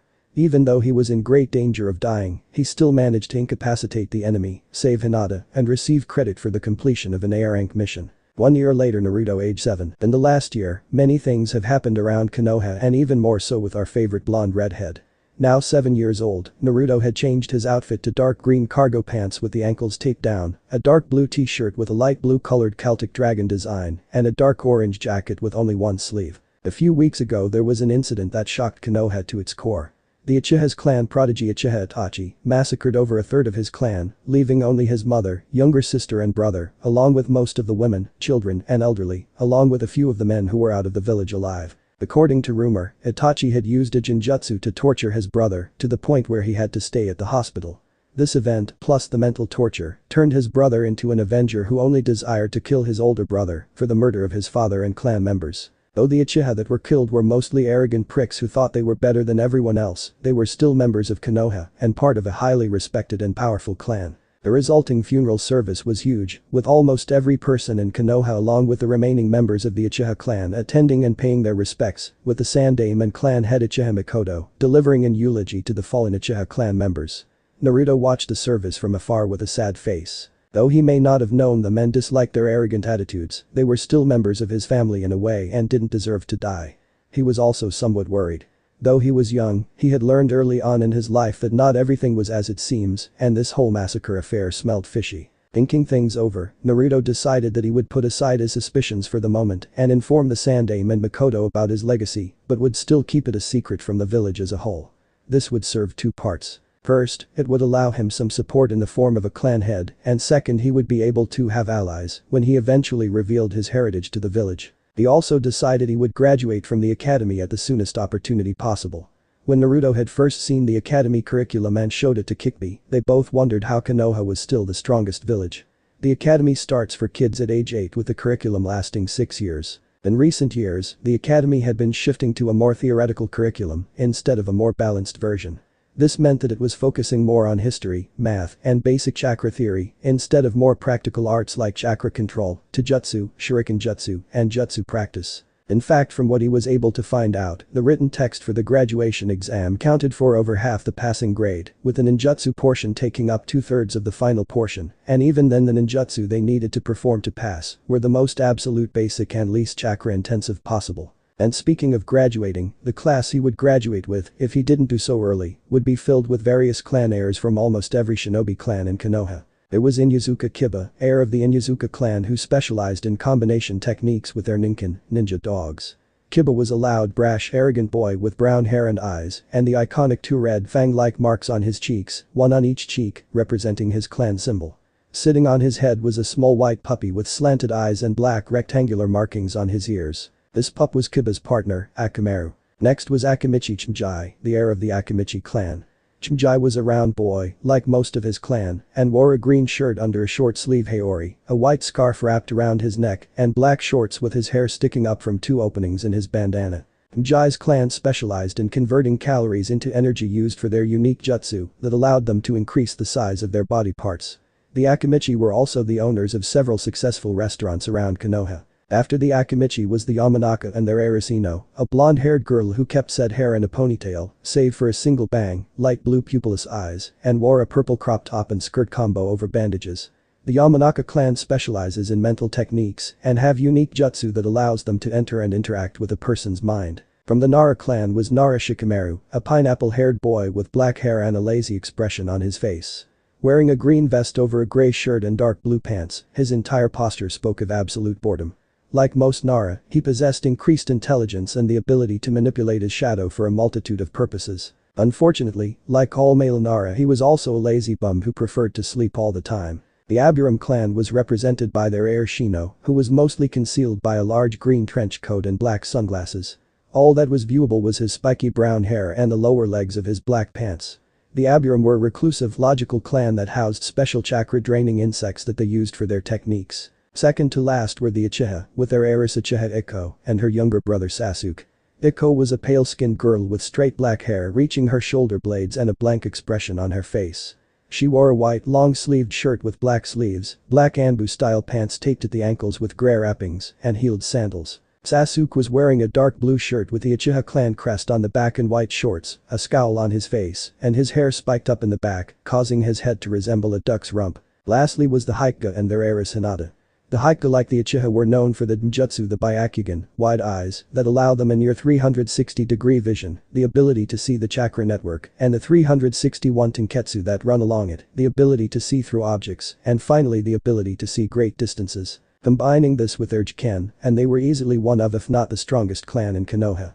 Ever since he had saved her, Hinata had admired Naruto, which soon began to develop into a crush that steadily grew as they hung out. The two of them were the best of friends and got together as often as they could, which resulted in Hinata's father Hiashi slowly warming up to Naruto when he observed the positive effect he was having on his daughter. Unfortunately, this class also seemed to have a record-breaking number of the scourge known as fangirls, with the biggest one being a pink-haired banshee of a girl named Haruno Sakura, the daughter of civilian council member Haruno Kira. Personally, Naruto found it odd that the only civilian council member to do their job properly and who was a proud, respectable woman, would have a daughter like Sakura. Thankfully, this year was going down without much trouble, with Naruto taking the Rookie of the Year spot with ease, something that drove Sasuke and Kiba nuts with their similar mentality of being either an alpha male or Uchiha elite, as they referred to themselves, which in their minds automatically made them above everyone else. Naruto honestly found their attitudes both slightly amusing and highly irritating, especially when the two of them started insulting him and his friends. Honestly, at times he had to restrain himself from kicking both of their asses down a few pegs with the way they were acting. Thankfully, his new friends in the form of Ikko, Shikamaru, Chimjai, and Shino were able to talk him down. Naruto often spent most of his time when he wasn't training alone or with Orochimaru, Anko, and his summons with his friends. They either trained together, went out to eat, and on that note Naruto, Hinata, and the guys discovered Ikko could eat such a large amount of food that when Chimjai informed the rest of the Akamichi, they made her an honorary member of their clan, or just hanging out at one of their homes or the park. All things considered, this was shaping up to be a good year for him, and by next year he should be able to graduate early. 1 year later, training ground 43. Currently, Naruto was using his newly acquired jutsu to help him practice some Danton and Suiton techniques, along with a Raiten jutsu he acquired at almost the same time as his new technique. What was this jutsu he was using to help him train, you may ask? Why, it was none other than the Natom's Kage Bushin, Shadow Clone, an A-rank Kenjutsu, forbidden technique that allowed the user to create solid copies of themselves that when dispelled, would transfer their memories to the original. How Naruto acquired an A-rank Kenjutsu was really quite simple and honestly quite a stroke of luck. Flashback training ground 7 3 weeks ago. Naruto was currently working on an advanced form of the tree climbing exercise to increase his chakra control. The exercise consisted of walking up the tree while having leaves levitating and spinning in place above his fingers. Currently he was on 4 leaves and was taking a break before he started up again. Naruto would only consider this exercise mastered when he could stay on the tree for an hour with leaves on all 10 fingers, both his knees, elbows, and his forehead. Just as he was getting ready to walk up the tree again, he stopped when he heard a strange sound coming from further in the forest. Being curious, Naruto began following the noise. As he got closer to the source of the sound, he was able to identify the sound as what seemed to be countless birds chirping simultaneously. Finally arriving at a clearing, Naruto noticed that several of the trees appeared to have been pierced by an unknown object, and in the center of the clearing was a silver-haired shinobi. The shinobi was rather tall and was dressed as a typical genin with a Konoha flak jacket, Anbu-style pants taped at the ankle, and fingerless gloves with metal plates on the back. The man's silver hair stuck straight up in the air, with a face mask hiding everything below the eyes, and was wearing his hit eye at an angle, so that it covered his left eye. The man was currently hunched over, taking deep breaths as he rested. Feeling even more curious, Naruto activated his sharingan so he could observe in more detail. As the man straightened, he reached up and raised his hit eye to reveal a fully matured sharingan eye, before he went through 3 hand seals and clutched his left wrist. Lightning started to form into an orb around his fist, the sound of birds chirping filling the air, before he charged at a tree while calling out, "Chidori." Thrusting his hand forward, his arm pierced the tree like a hot knife through butter. Pulling his arm from the tree, the man lowered his hit eye so that it once again covered his eye, before nodding to himself. The silver-haired shinobi began walking from the clearing while pulling a small book from his kunai holster. Naruto slowly followed behind him with his chakra suppressed in the hopes of seeing some more techniques he could copy. Before long the man arrived at the village memorial stone, where he proceeded to just stand and do nothing while occasionally gazing at the monument. Disappointed that he wouldn't see anything else, Naruto prepared to turn off his sharingan and leave to continue his training when a loud voice was heard. "Yosh, Kakashi, my eternal rival, I've come to challenge you to a most youthful contest, and if I lose I shall run 100 laps around Konoha on my head." The voice boomed. If not for his sharingan, Naruto might have missed the now identified Kakashi twitch at the voice. Suddenly appearing in a blur was no doubt the strangest man he has ever seen. Hikbi, who was currently watching this spectacle through his eyes, could only nod with a shudder in agreement. Standing there in front of Kakashi was a man wearing a green spandex bodysuit, over which was a Konoha genin flak jacket, orange leg warmers, black hair in a bowl cut, and thick fuzzy eyebrows that he would swear looked like caterpillars. Looking up from his book, Kakashi said, "You say something, guy?" in a bored tone of voice. The now known guy face planted before leaping up and shouting, "Curse you, Kakashi, and your hip and cool attitude." As soon as Guy had fallen down, Kakashi made a cross-shaped hand seal, causing a clone to appear in a poof of smoke, before disappearing in a leaf. Shunshin Guy, not noticing the switch, kept shouting, while repeatedly saying youth and making more and more crazy self-imposed challenges. The clone of Kakashi just subtly sighed before walking off with Guy following him, all the while Guy kept yelling. Flashback over. Thanks to that event, Naruto was able to gain a powerful aid in the Kage Bushin for his training, and learned how to perform the Chidori, which he and Kikbi could see massive potential for. Blinking at a sudden influx of memories from 2 of the clones he assigned to working on Mton and Suiton Jutsu, Naruto looked over to confirm what he had just learned. And confirmed it was as there, right where the clones had been was a freshly grown, medium-sized tree. Blinking in sheer shock at the situation, Naruto quickly made 2 new clones to repeat what just happened as he activated his Sharingan. Naruto watched in shock as the chakra from the 2 techniques the clones were performing, that was for what was supposed to be a collaboration technique, mixed before a tree rapidly grew from the ground and rose into the sky. Dispelling the clones, Naruto began to quickly make his way to the Hokage Tower, where he would be meeting the Sandaime and Uchiha clan head Mikoto, knowing that he would now have more to tell them about than just his heritage and Kekkei Genkai. Hokage Tower. 20 minutes later, arriving at the doors to the Hokage's office, Naruto knocked before waiting to be called in. After a few moments, Naruto heard the Sandaime call out that he could come in. Entering the room, Naruto saw Hiruzen sitting behind a large desk topped with stacks of paperwork. Standing next to the desk was the Sandaime's wife Bawako, and sitting in one of the chairs in front of the desk was Uchiha Mikoto. "Ah, Naruto-kun." The old fire shadow greeted warmly. "We were just talking about why you could have asked to meet us. Well, Sandaime Jiji, I have a few things that I need to talk to you guys about. So if you wouldn't mind, could you send out the Anbu in the room so we can speak in private?" Naruto requested. Nodding his head with a curious look that was mirrored by the 2 women in the room, Hiruzen motioned for the Anbu to leave them. After waiting for a few moments to make sure they were alone, Naruto performed several hand seals and called out Fuinjutsu. Chinmoku no Ensui, sealing technique. Cone of silence. The Sandaime, Bawako, and Mikoto's eyes widened in surprise at seeing an 8-year-old perform a C-rank Fuinjutsu, especially considering how most people find Fuinjutsu to be too complicated an art. Impressive, Naruto-kun. Only 8 years old and already studying Fuinjutsu. You're just like your parents. Spoke Bawako with a kind smile on her face. The Sandaime and Makoto nodded their heads in agreement with similar smiles on their faces, though Makoto hid her surprise at Naruto, knowing who his parents were. Thanks Bawako Aba-chan. Anyway, I've come to tell you the truth about what happened when I was 6, specifically what I left out. Naruto began in a serious tone. Hearing his tone caused the three adults to straighten up in interest. Now, to begin with, I need you guys to focus on my eyes and hand. Naruto said as he held up his left hand and closed his eyes. Channeling chakra to his eyes and hand, Naruto opened his eyes to reveal 2 fully mature sharingan, while a spike of bone grew from his palm before shaping itself into a dagger. Hiruzen, Bawako, and Makoto gasped in shock at the sight of Naruto's sharingan and the bone dagger. Makoto's thoughts were racing as she tried to comprehend the sight of Naruto with the fully matured ninjutsu of her clan, while Hiruzen and his wife were more compassed but no less surprised. After several minutes, during which Naruto deactivated his eyes and absorbed the bone dagger back into his hand, was the silence broken. How? Makoto stuttered. How do you have those eyes?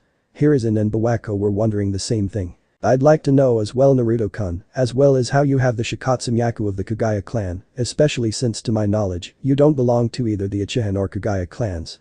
The Sandaime spoke. Well, that's just it. Naruto began. I got both Kekkei Genkai from my father. He said, causing all 3 adults' eyes to widen in surprise and disbelief at his words. How is that possible? Minato-kun never showed any signs of such abilities. Bawako said in shock, causing Hiruzen to nod in agreement.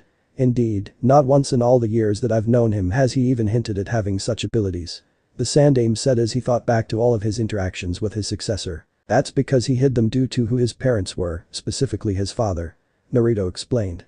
At their questioning stares he continued. You see, my grandfather was Uchiha Madara, Naruto explained. At that the Sandaime fainted, Bawako froze in sheer disbelief, and Makoto went into shock. Looking at them, Naruto couldn't help but sweat drop as he thought to himself. And they're supposed to be the leaders of a shinobi village. After several minutes, the adults in the room were revived and regained their composure. Naruto handed out tea that he made while he was waiting. Thank you for the tea, Naruto, and we're sorry we were just surprised by the revelation of Minato-kun's father. Bawako began. But can you explain how this is even possible, because we were under the impression that Madara died at the Valley of the End? She asked, causing both her husband and Makoto to nod in agreement. Naruto nodded in acceptance before beginning to explain what his father had told him while they were training. He started with how Madara had survived his battle with Hashirama, but had fallen unconscious from his injuries and chakra exhaustion.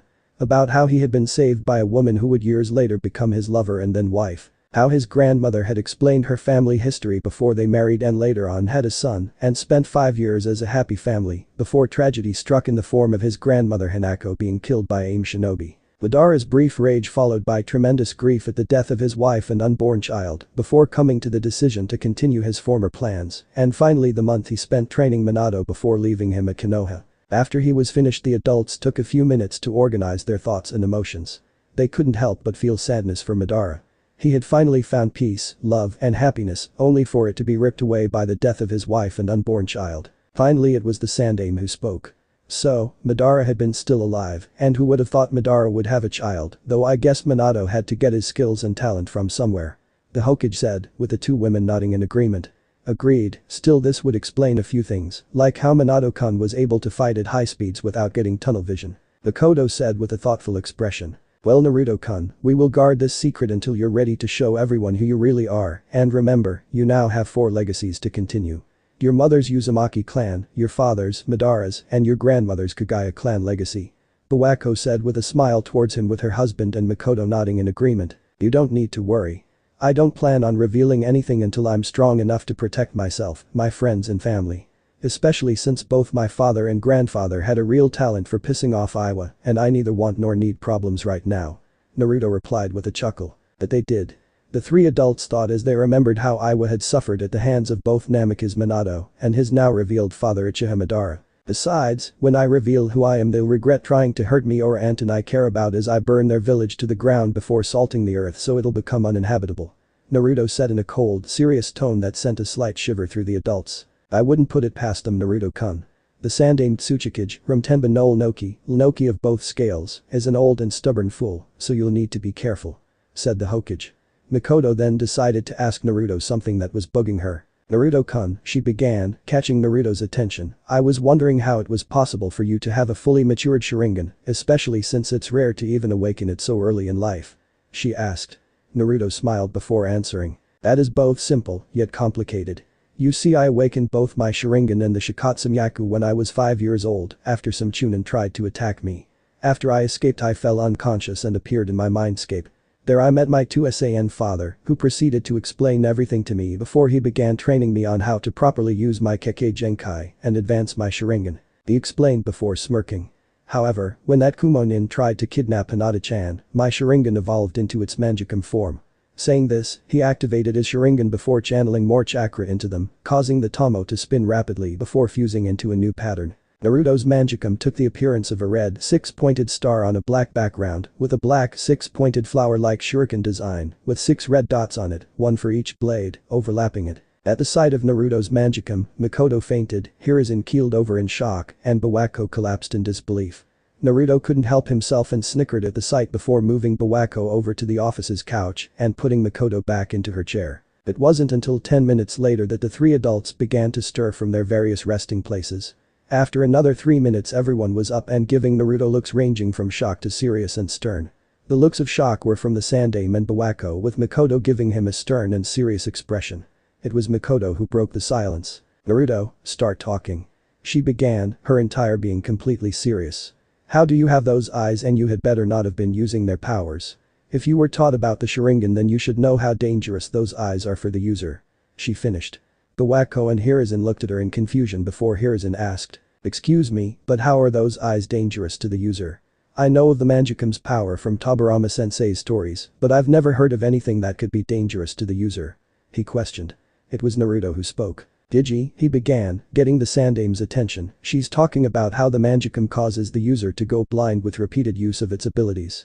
Hiruzen's and Bawako's eyes widened in surprise as Naruto continued explaining. The Manjikam is said to be the heavenly eyes that see the truth of creation without obstruction, but are cursed, so that with every use the Manjikam slowly loses its light and descends into darkness. The only way to restore the user's light is to take the Mangekyou from a close relative, like a sibling, and transplant them into themselves. And the reason she asked how I got them is because the only known way to awaken the Manjikam is for a person to feel overwhelming grief from witnessing the death of a loved one.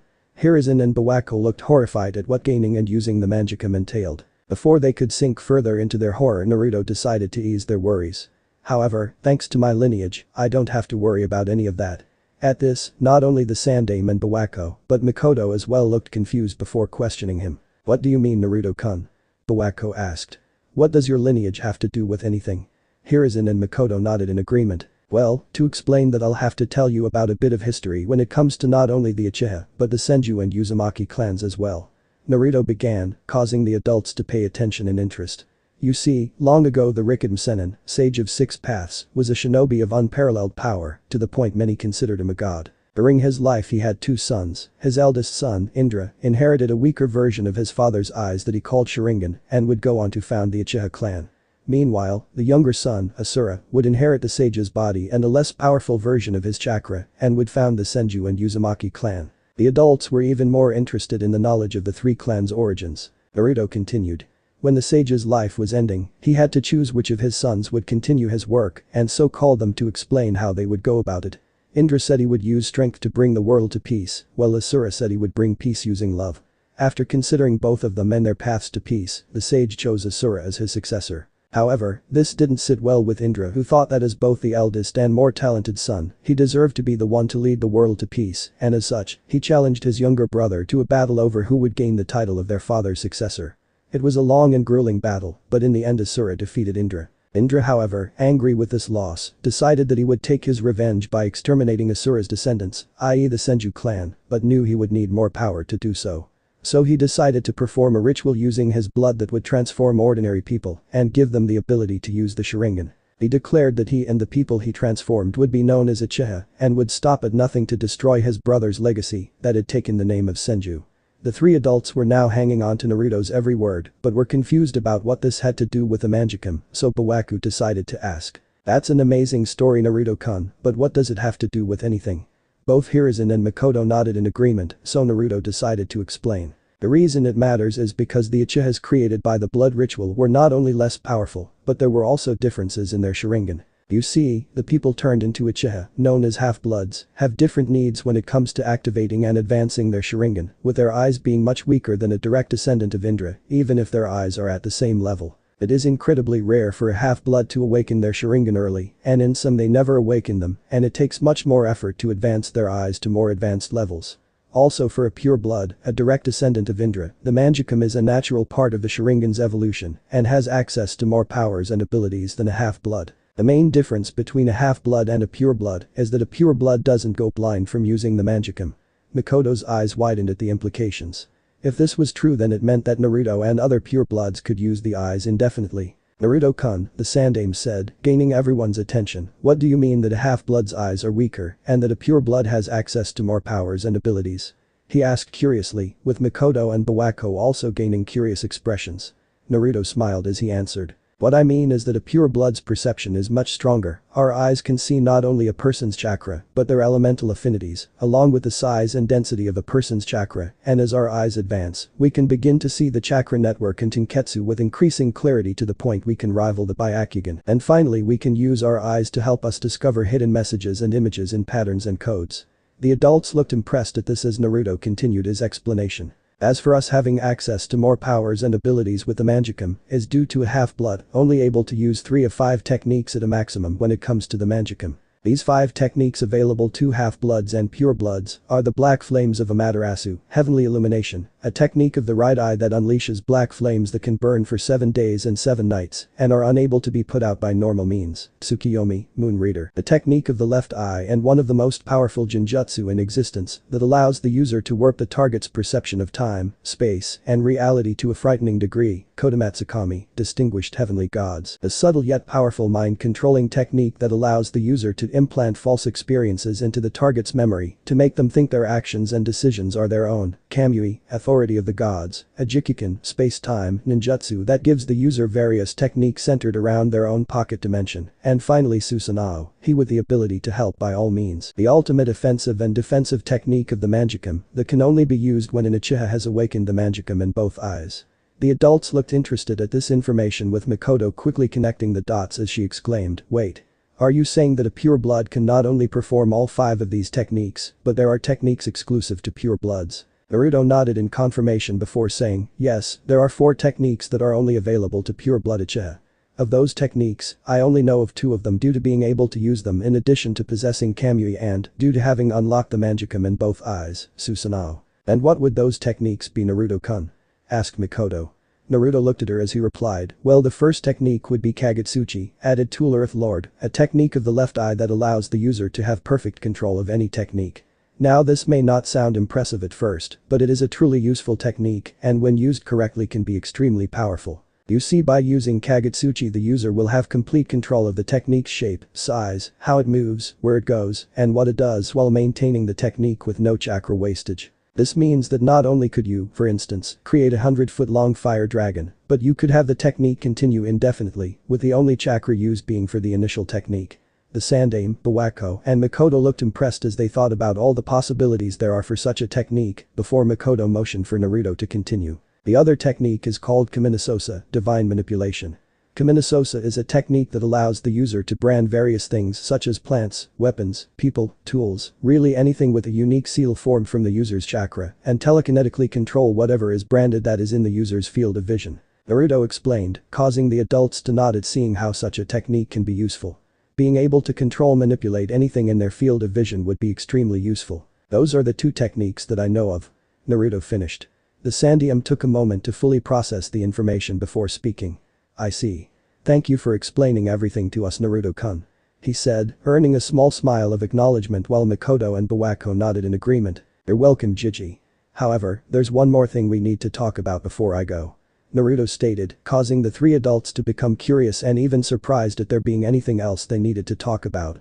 Seeing their curious and slightly confused looks, Naruto started to explain. You see, before I came here I was out at one of the training grounds working on some jutsu. During my training, one of the jutsu I was working on, that was supposed to be a Mton-Suiton collaboration technique, something happened. I messed up the jutsu's combination, and instead of the desired result, or even the technique just failing, the chakra of the jutsu merged and caused a tree to sprout out of the ground.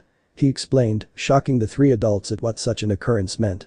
It was Hiruzen's actions that drew the room's attention. The old man had put his hands to his temples and began muttering to himself about the past coming back to haunt him. Noticing their confused looks caused him to breathe a sigh before he began speaking. Yes, I know why, or more specifically where, Naruto-kun likely got the ability to use the Shadame Hokage's fabled Mokuton from. This information is a S-rank village secret that was created to protect Naruto-kun's mother Kushina from the less than savory elements of the village. He began. You see, it was back just after Hashirama-sama died that Senju Mido ni Uzumaki discovered that she was pregnant with her husband's second child. The time was somber and battle was constantly on the horizon due to the lull in the First Shinobi War. The months slowly passed by as Mido-sama's pregnancy progressed and my sensei, the Nidame Hokage Senju Tabarama, worked to stabilize the village. When it came time for Mido-sama to give birth, she and the attending midwives along with my sensei moved to a secret location to prevent anyone from interfering. When the child, a boy, was born, he showed all the physical characteristics of an Uzumaki, that being red hair, royal blue eyes, and general facial features one would find in most Uzumaki. During the months that followed, there was for lack of a better term, culling of the members of the Senju clan. Members of the Senju clan were being targeted and picked off during missions, and the clan was slowly dying. Fearing that her son may be targeted, Mido-sama with the help of my sensei and members of the Uzumaki clan, smuggled her child to Yuzushiragakure no Sado, village hidden by the whirling tides, in Yuzu no Kuni, land of whirlpools, where he would be raised by her father and later become leader of the Uzumaki clan and Yuzushiro. While there he would eventually fall in love and marry another Uzumaki and have a daughter, Uzumaki Kushina, your mother. So you see, your mother was not only the heiress and eventual leader of a clan and nation, but was the granddaughter of Hashirama-sama himself. Hiruzen finished. Naruto and Mikoto both looked on in awe of the revelation that Naruto was a direct descendant of the original Kami no Shinobi. Naruto was also surprised at the revelation that his mother, and now he himself, was the heir to an entire nation, but wondered what happened to the rest of the Uzumaki clan and why his mother was even in Konoha. When he voiced these questions, the air turned somber as the three adults gained sad expressions. It was Bawako that answered his question. I'm sorry Naruto-kun, but Yuzushiro and most of the Uzumaki clan were destroyed shortly before the end of the Second Shinobi War. Its actions during both the current and previous war caused 3 of the 5 great shinobi, specifically Kiri, Kumo, and Iwa, to launch an all-out attack that caused its destruction, and for the clan survivors to scatter across the continent seeking refuge. Your mother at the time had been in Konoha for several weeks when we received word of the attack. My husband, who was the Hokage at the time, dispatched a force of over 300 shinobi to dispatch the remaining invaders and to look for any survivors. Sadly there weren't any besides a few dying members who were able to tell us what had happened. According to them before they succumbed to their wounds, the original invading force contained most of the 3 nations' army, over 8,000 shinobi, was reduced to a mere 300 before Yuzu was finally destroyed and the invader retreated. She explained to Naruto who was shocked at his clan being able to reduce the invading army to a mere fraction of their original size before finally falling. He was even more shocked when Bawako explained that the Uzumaki clan at the time consisted of just under 400 members and the fighting had gone on straight for 5 days and nights before everything was over. In his eyes, this made his clan all the more badass. Bawako got his attention back as she continued her explanation. That attack crippled the invading village's forces and is what ultimately allowed Konoha to win the war. With their armies all but decimated, Konoha was finally able to end the war and bring about a ceasefire with the other villages, and it was all thanks to the Uzumaki clan. Because of this, Konoha honors the clan by wearing their clan symbol, a red spiral, on all Chunin and Junin vest. And it is that same symbol that was incorporated into our village's leaf symbol that is on every Konoha hit I-8. A sign of both our friendship with Yuzu and the Uzumaki clan and of our failure to help them as they helped us when we needed it most. Bawako finished in a somber tone. Hiruzen then decided to speak up. So you see Naruto-kun, not only are you a direct descendant of both Uchiha Madara and the Kagaya clan, but you are the direct descendant of Hashirama-sama and the last of one of the strongest and most loyal clans to ever exist, the Uzumakis of Yuzushiro. Said the Sandame. Yeah, and it looks like I'm going to have to do a lot more training than I thought if I'm going to live up to my legacies. Naruto stated. Well, that's everything I guess. I better get back to my training if I want to be ready. The 3 adults nodded in understanding before he took down his barrier and left, leaving the 3 adults to their thoughts about the future and what it could entail. Konoha streets 5 minutes later, Naruto was walking through the streets heading back to the training grounds to continue his training. Thanks to his heritage in Kikbi he knew that he likely had an affinity to fire from his Uchiha blood, and thanks to the discovery of his new Kekkei Genkai, he definitely had an affinity with water and earth, since those elements were needed to form the Mokuton sub-element. He knew it wasn't likely that he had any more affinities, but decided that he should check just to be sure. Plus with the discovery that he had Mokuton, he would have to set aside some time and clones to master it, which would be difficult without some scrolls on the subject or a teacher. All this in addition to training his Manjikam techniques, school assignments, Taijutsu training, physical exercising, training his chakra control, and more meant that he had a very busy schedule. Thank Kami he was able to use the Kage Bunshin no Jutsu to aid him, or else he may just go mad, which caused Kikbi to give a snort of amusement at his thoughts. As Naruto continued walking peacefully in the shadows while thinking of all the work he needed to do, he suddenly heard the sound of somebody crying. Curious about who would be crying out here near the training grounds, he decided to check and see who it was, so he followed the sound until he found who it was. Eventually finding the source, he was surprised to find Hinata with her knees to her chest, tears streaming down her face. Acting quickly, Naruto rushed to her side before asking, "Hinata-chan, what's wrong? Why are you crying?" he said in a concerned tone. Hinata, upon seeing Naruto, quickly threw her arms around him in a hug as she began crying even harder. Naruto wrapped his arms around her in return before again asking her about why she was crying. When she didn't answer, he decided that it could wait and began comforting her, whispering that everything would be alright and that he was there for her as he rubbed small circles on her back. Eventually the tears stopped as she fell asleep from emotional exhaustion. Seeing this, Naruto picked her up bridal style and took her to his apartment. Once there, he laid her on his bed before bringing over a chair so that he could sit by her side. Grabbing her hand, he patiently waited for her to wake up, eventually falling asleep around half an hour later. It was around 2 a.m., several hours later, when Hinata started to awaken. As she opened her eyes, she noticed that she was laying down on a bed in an unfamiliar room. Not knowing where she was, Hinata jumped up, waking Naruto from his position next to her. Upon seeing him next to her, she couldn't help but blush until she remembered the events of yesterday. Seeing Hinata suddenly become depressed caused Naruto to look at her in concern before speaking. "Hinata-chan, what happened yesterday? If you need help then tell me," he said in a worried tone as he tried his best to understand what happened to make her so upset so that he could help her. Hinata looked to the ground in sadness before she decided to tell him everything.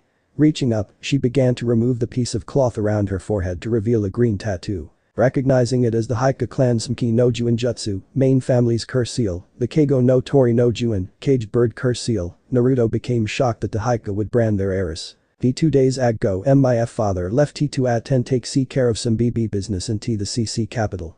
W with him G gone, the elders D decided T that I it was T the P perfect T time to G get R rid of M as H heiress. A as they PP prepared to be brand M my uncle H his Ashi found out and T tried to stop T them. In response, one of T the elders activated his seal, C causing him T to C collapse F from T the PP pain. Here fresh tears began to pour from her eyes as Naruto pulled her into a hug to help comfort her as she continued. T the elder K kept T the active during my entire sealing and only S stopped when it was over. After IW was B branded TT they B banished me, C claiming T that TT they D didn't want me T to SS sully T their clan any F further. Hinata finished. At this point Furious didn't even begin to describe how truly angry Naruto was. His teeth were gritting together as his Manjikam spun to life over how they could do something so cruel to her, their own family. To brand someone as young and kind as Hinata with a Juinjutsu is bad enough, to then banish her, while claiming her a disgrace for no other than that they view her as weak was completely atrocious. It's okay Hinata, you're not weak or a disgrace. And you're not alone, you have me and I'm sure when the others and your father hear about this, then you'll have them too. He said to her with a kind smile. But I'm weak, I was almost kidnapped. I was the same age as you and you managed to save me. I'm nothing more than a loser. She sobbed in reply, all her anger and frustration being infused within her words. No, Hinata-chan you are not weak. Naruto exclaimed. You are a kind, loyal, hardworking, and beautiful person.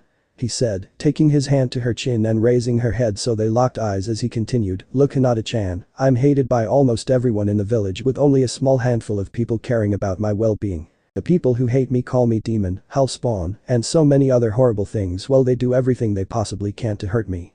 To them I'm nothing more than a loser and monster that shouldn't even be allowed to live, but I refuse to give up and I'll never surrender to such people, that's my Nindo, and one day I'll prove them wrong about everything. He said with a determined expression, getting a smile from her before she frowned. Then Naruto-kun, is the reason you're treated so bad because of the K-Kickbi?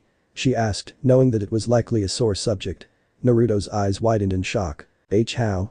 How do you know about that? He stuttered at the sheer surprise that she knew. Well you see, when I use MIB by Akugan I can see T the Red Sea chakra in your gut. In addition, the elders K kept telling Emmy to stay away from you, and the V villagers are always calling you a D-demon, so I did a bit of our research. She stuttered out her explanation. Do you hate me? Naruto asked worriedly, wondering if he was going to lose his best friend. No. No, of course not. She yelled. Naruto was surprised by Hinata's yell, in all the time he's known her he hasn't ever heard her even raise her voice, let alone yell. Naruto-kun, I know that you're not the Kikbi. You're a kind, cheerful, brave person who is willing to do almost anything for those he cares about. She explained while giving him a tight hug. This caused a tremendous weight to lift from his shoulders at the fact that Hinata wasn't rejecting him. Thank you, Hinata-chan. Let's both work hard to prove to the Haiku elders that banishing you was the worst decision they could have ever made. I'll be helping you every step of the way, he said with a smirk. Really? You'll help me? She asked hopefully. Of course, I'll always take care of the people I care about, whether by helping them train or simply offering them support. That goes especially true for you, Hinata-chan. You're my best and most precious friend, and I'll do whatever I can to make sure you stay happy. Naruto replied while giving her a smile full of such warmth and kindness that it caused Hinata to have a massive blush before fainting from happiness. Seeing Hinata blush caused Naruto to sweat drop before muttering to himself, damn, well, her fainting from embarrassment like that is pretty cute. I'll need to help her work on that if I don't want that happening at inopportune moments. Tucking her into bed, a thought came to Naruto that caused him to smirk. Man, I can't wait to see what Hiashi-sama is going to do to the elders when he comes back. He thought to himself. Leaving the room, he went and laid on his couch, knowing that the next few weeks will be not only busy but entertaining. 3 weeks later, it has been 3 weeks since Hinata was banished from the Haiku clan, and a lot has happened since then. 2 days after Naruto found her, Hiashi returned from his business in the capital and discovered what had taken place while he was gone. To say he was furious with the elders was an understatement. Hiashi had gone on a complete rampage, beating the elders to within an inch of their lives before imprisoning them in the Haiku clan dungeons, where they would await execution for treason against the clan. It was also then that he and Hinata discovered some information that caused Hinata to burst into tears. It seemed that his Ashi had been rendered into a near-vegetative state from prolonged use of the Haikaju Jutsu when he attempted to stop the former elders from branding his niece.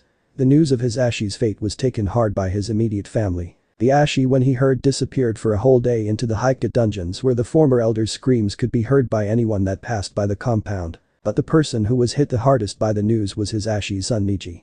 Niji, when he heard what happened to his father, immediately blamed Hinata and attempted to attack her in a rage. Luckily Naruto was nearby and managed to defeat him before he could hurt her, after which he dragged him back to the Haiku compound and informed Hiashi about what happened. Since then Niji has become a very arrogant and bitter person who is constantly demeaning others while harping about fate and how nobody could defy it. Needless to say, people were getting annoyed by his behavior and fast. Since then Hinata had been living with him after meeting with Hiashi and the Sandaime to discuss what they should do.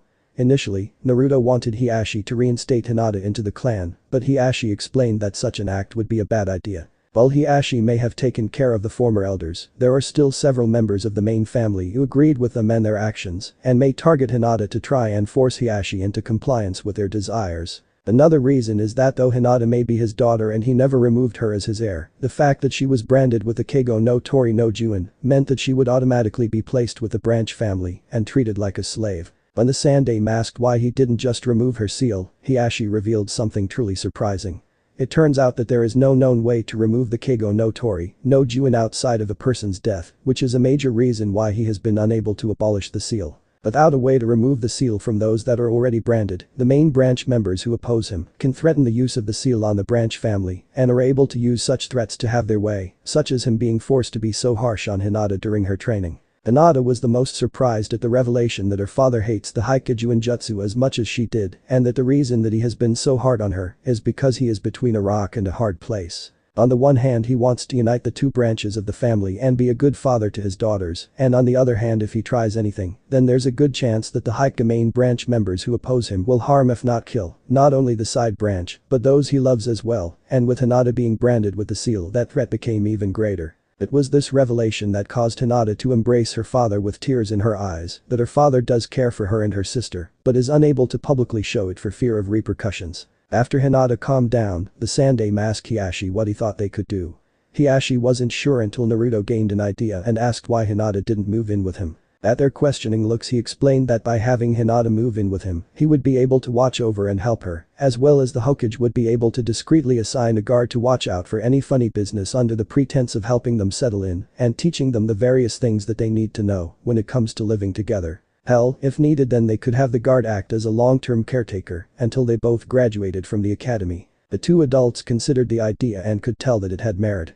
By having the two live together they would be able to keep a better eye on and protect them. The Ashi also knew that his daughter would be virtually safe from accidentally coming across those in the Hykage clan who would wish her harm, since none of the stuck-up clansmen would ever go so close to the red light district, never mind actually entering it. And the idea for a caretaker was also a good idea, though it would preferably be a female, so she could help Hinata with any feminine issues she may have.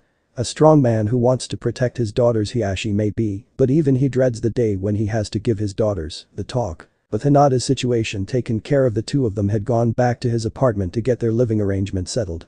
It was an hour later that an Anbu member arrived and delivered all of Hinata's belongings, along with a bed and dresser to add to the bedroom. It took them a little over 30 minutes for the two of them to get everything unsealed and put away, during which Naruto discovered that Hinata had a fondness for bunnies and a fascination with the moon. Now in the present, Naruto and Hinata were in a training ground working on their chakra control and elemental affinities. Naruto had taken out 2 pieces of paper and gave her one of them, before explaining what Kikbi had told him about how they were chakra paper and would show them their elemental affinities. Now Hina-chan, Kikbi told me that to use these we just need to push some chakra into them and then their reactions will tell us our elemental affinities.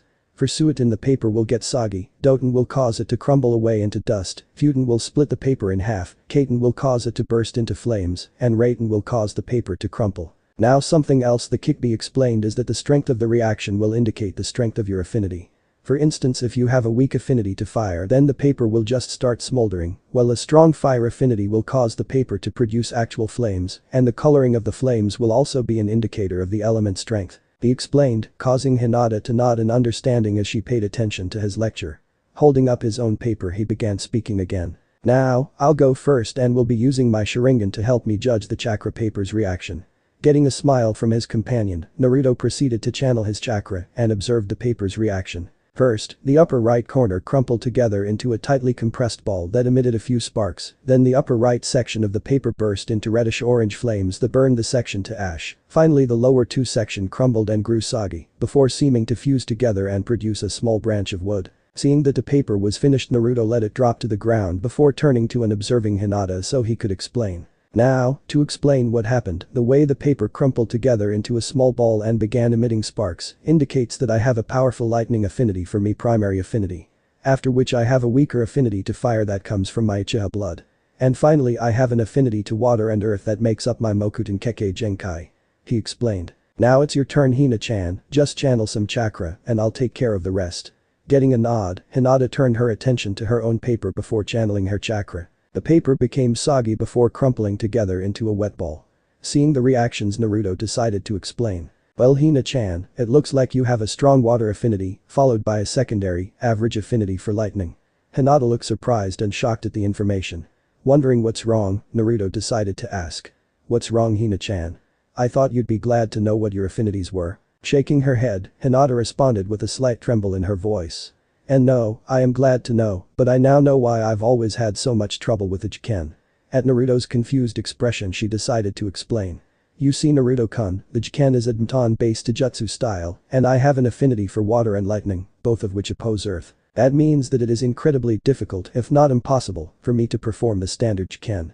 Naruto had a look of understanding before gaining a questioning look. Wait, if you've had so much trouble with the Jiken then why hasn't anyone else thought of testing your affinities? Or you could have tried modifying the Jiken to work for you. At Naruto's words Hinata gained a look of sadness and irritation before she replied. While that may seem like an obvious solution to discovering and or fixing the problem, it wasn't allowed for a Hykage to test their elemental affinities until they're either genin or 14 years old. It was a tradition of my family and unfortunately many of my former clan members refused to do anything against tradition, even if the said tradition is outdated and or causing problems. She explained. At Hinata's words Naruto's face gained a blank look as he deadpanned, Hina-chan, no offense or anything, but those members of the Hykage clan sound like morons. Causing her to blush in embarrassment and slight agreement. But what about changing the Jiken to suit you? Naruto reiterated his second question seeing as Hinata hadn't answered him. Here Hinata gained a look of irritation as she responded. Unfortunately, to do so I'd need access to the scrolls containing the Jiken's kata, and there are only 2 copies of them. What's worse is that only the clan's head and elders can access them. Seeing Naruto's questioning look caused her to sigh before explaining. You see, Naruto-kun, the Jiken Taijutsu style is taught to the current members of the clan by the previous generation. This is a tradition that was supposedly started to help the training and learning of the clan and its rules, laws, traditions, and various decorums by the younger generation of Hyuga. And because of this and the desire to protect clan secrets from being stolen, there are only 2 master copies of the scrolls for both the Hyuga clan Taijutsu and the various clan jutsu, and also a copy of the clan history, laws, and tradition. All of which are held in 2 secure locations. One in a reinforced vault in the Hyuga clan library, and the other is in the clan elders meeting room protected by various seals, of which only the elders are keyed into. Frowning in confusion, Naruto decided to voice his thoughts on the matter. But if that's the case, then how is anybody supposed to have access to the information if they have any questions or research they need to perform? His question was answered by Hinata giving further clarification. Remember, I said that there are only 2 master copies of the information. There are plenty of copies of everything but the clan jutsu in the library. The problem is that the only way to train in the clan arts is for someone to teach you. Otherwise you're pretty much out of luck if you want to train in anything new on your own. What's worse is that there may be other clan jutsu in the master copies besides the 6 techniques that we know of that the Hyuga clan use. She finished with a frown on her face. Naruto and the Kyuubi, who had decided to listen in on their discussion, frowned as well but for different reasons. Naruto was frowning because to him the idea of forcing the younger Hyuga to have to go to the older generation if they wanted training seemed not only wrong but also foolish, since doing such a thing easily limits the younger generation's potential to surpass the older generation. Kyuubi on the other hand was frowning for a different reason. It had been around for thousands of years and during that time had seen many different things, but through it all had noticed a pattern when it came to certain things. What Kyuubi was hearing now regarding the way that the Hyuga clan was being run sounded disturbingly like several other situations that led to the total destruction of several other clans and civilizations. It started with a person or a group of people getting into places of power and then progressed to those said individuals, weakening and controlling those below them by restricting, controlling, and even removing information from the public to help them keep their positions of power. Eventually, they would have weakened those around them to the point that they would be unable to defend themselves from outside forces, which led to those clans and civilizations either collapsing in on themselves to the point that they basically self-destructed, or they were invaded and conquered by enemy forces. Of course there was the chance that it was wrong, but all the signs were there and the probabilities were quite high.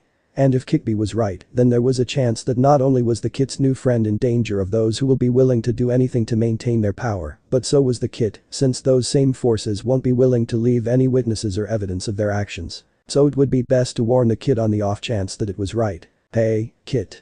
Kyuubi said, gaining Naruto's attention. Kyuubi proceeded to give his warning and the reason for it, causing Naruto to frown in thought before deciding that there was one thing to do. In addition, this would allow them to take out 3 birds with 1 stone. Turning his attention back to Hinata, he explained his plan, which caused her eyes to widen in shock before narrowing in compilation. Finally, she nodded in agreement and the 2 of them with Kyuubi's help began to plan. Later that night outside the Uchiha compound, it was late at night and both Naruto and Hinata stood outside the Uchiha compound dressed in black and dark gray clothing with their respective jutsu active, checking for any nearby patrols. Tonight, the 2 of them were planning on not only raiding the Uchiha clan compound for anything useful, such as jutsu, clan techniques, and any instructions and manuals for elemental transformation exercises, but the Hyuga and Senju compounds as well. The 2 of them had brought plenty of supplies to copy anything useful, and with the help of Naruto's Kamui, they should be able to slip past any barriers and/or obstacles that were in the way without alerting anyone.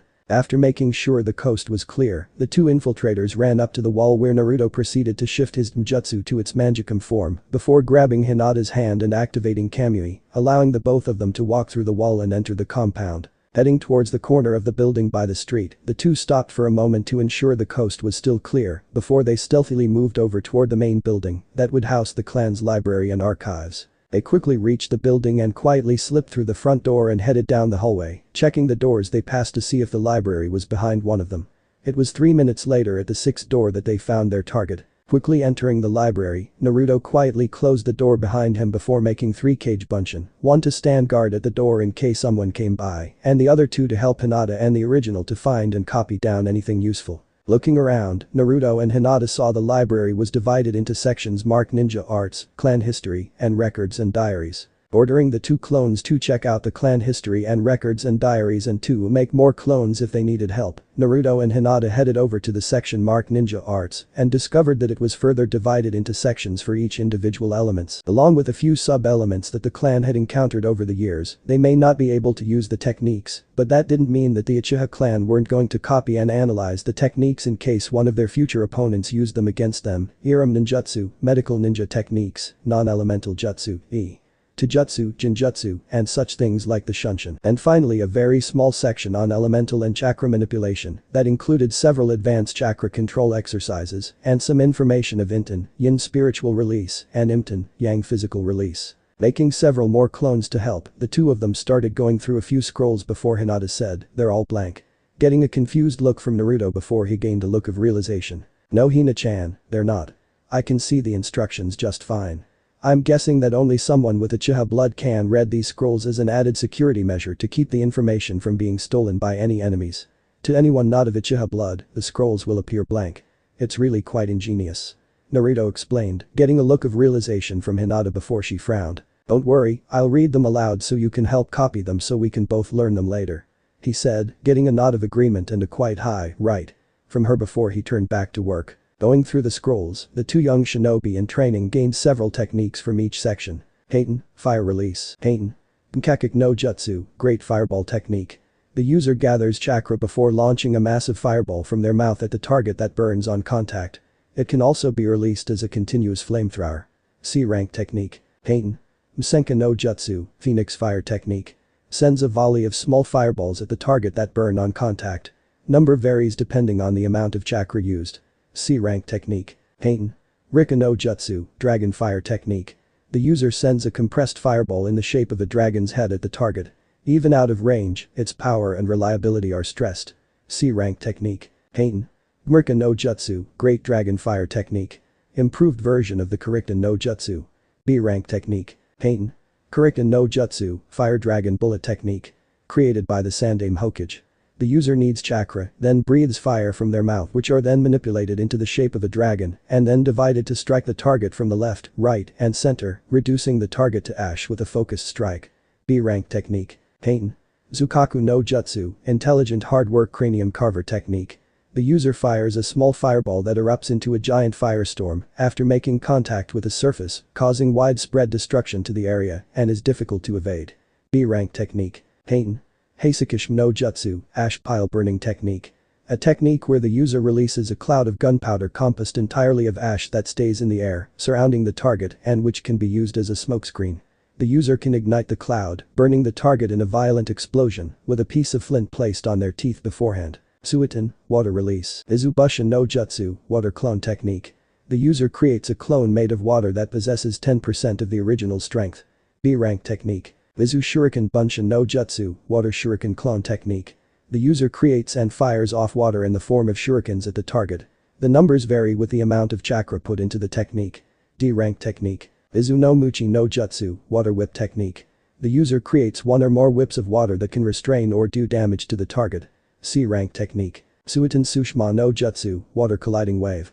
The user creates a spiraling vortex of water that proceeds to explode from the top in the form of a wave, and the direction the resulting wave goes can be controlled via hand movements. A rank technique. Suiton. Baku sushma no jutsu, great exploding water colliding wave technique. An improved version of the sushma no jutsu. S rank technique. Suiton. Daibakufu no jutsu, great waterfall technique.